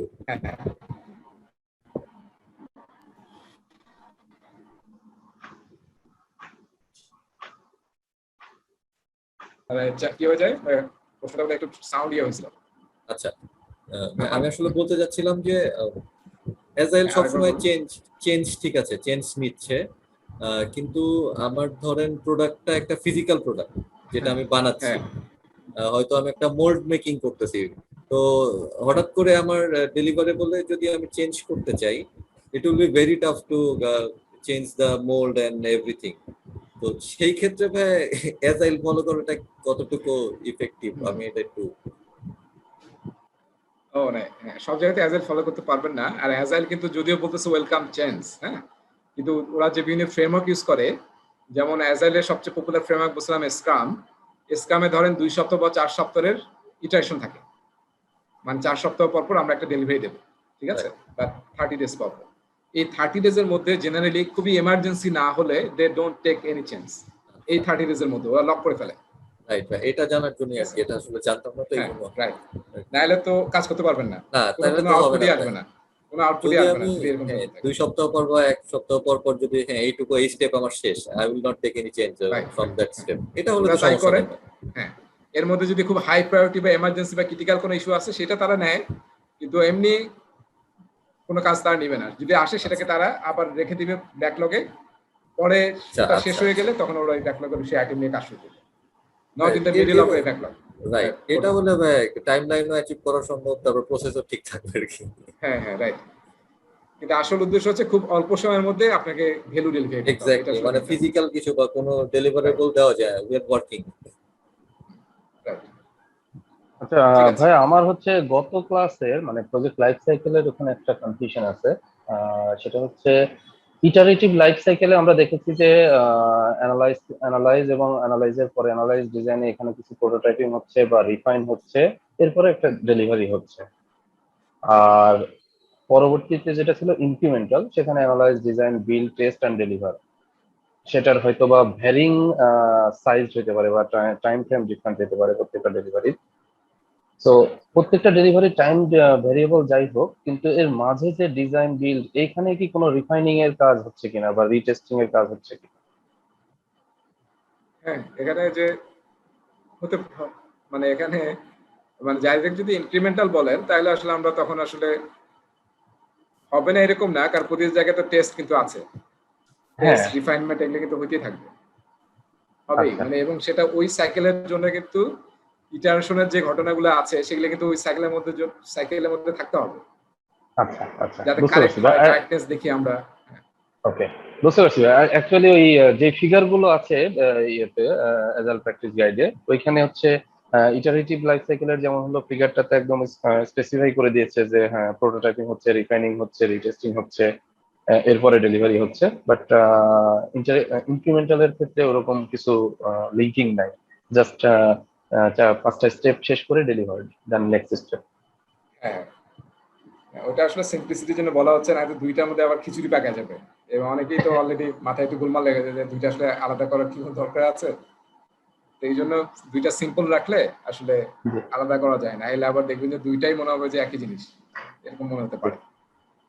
পার্থক্য হচ্ছে ইটারেটিভে তো আসলে ডেলিভারেবল একবারই বের হয়, তৈরি হয়, আর কিন্তু ইনক্রিমেন্টালে আমরা স্মল স্মল ইনক্রিমেন্টাল ডেলিভারি পাচ্ছি, এবং সব কম্বাইন করে ফাইনাল ডেলিভারি পাবো। বাট ওই স্মল ইনক্রিমেন্টাল ডেলিভারি গুলোর মধ্যেও আমাদের এই টেস্টিং, রিফাইনিং এগুলো হচ্ছে, টেস্টিং কারেক্টনেস এগুলো এনশিওর করতেই হবে, না তো ইনক্রিমেন্টটা দিয়ে কোনো কাজ হবে না শেষ পর্যন্ত। জি, এটাই কনফিউশন ছিল। হ্যাঁ, ওকে, থ্যাংক ইউ। এই এই যে খোকন ভাই যেটা বললো আর কি, মানে আমার এখন রানিং প্রজেক্টের ক্ষেত্রে আমি খুব ভালো করে এটা রিলেট করতে পারতেছি আর কি। যেমন আমার একটা মানে লাস্ট ডেলিভারেবল হচ্ছে আমাদের ওন ডিজাইনড একটা প্রোডাক্ট, কিন্তু ওইটা করার জন্য আমাকে কিন্তু প্রোটোটাইপটা বানাইতে হচ্ছে। তো প্রোটোটাইপটা বানানোর জন্য আবার ওইটাকে টেস্ট করতে হচ্ছে, ডিজাইন চেঞ্জ করতে হচ্ছে, সবগুলাই রিফাইন করতে হচ্ছে। এটা একটা ডেলিভারেবল।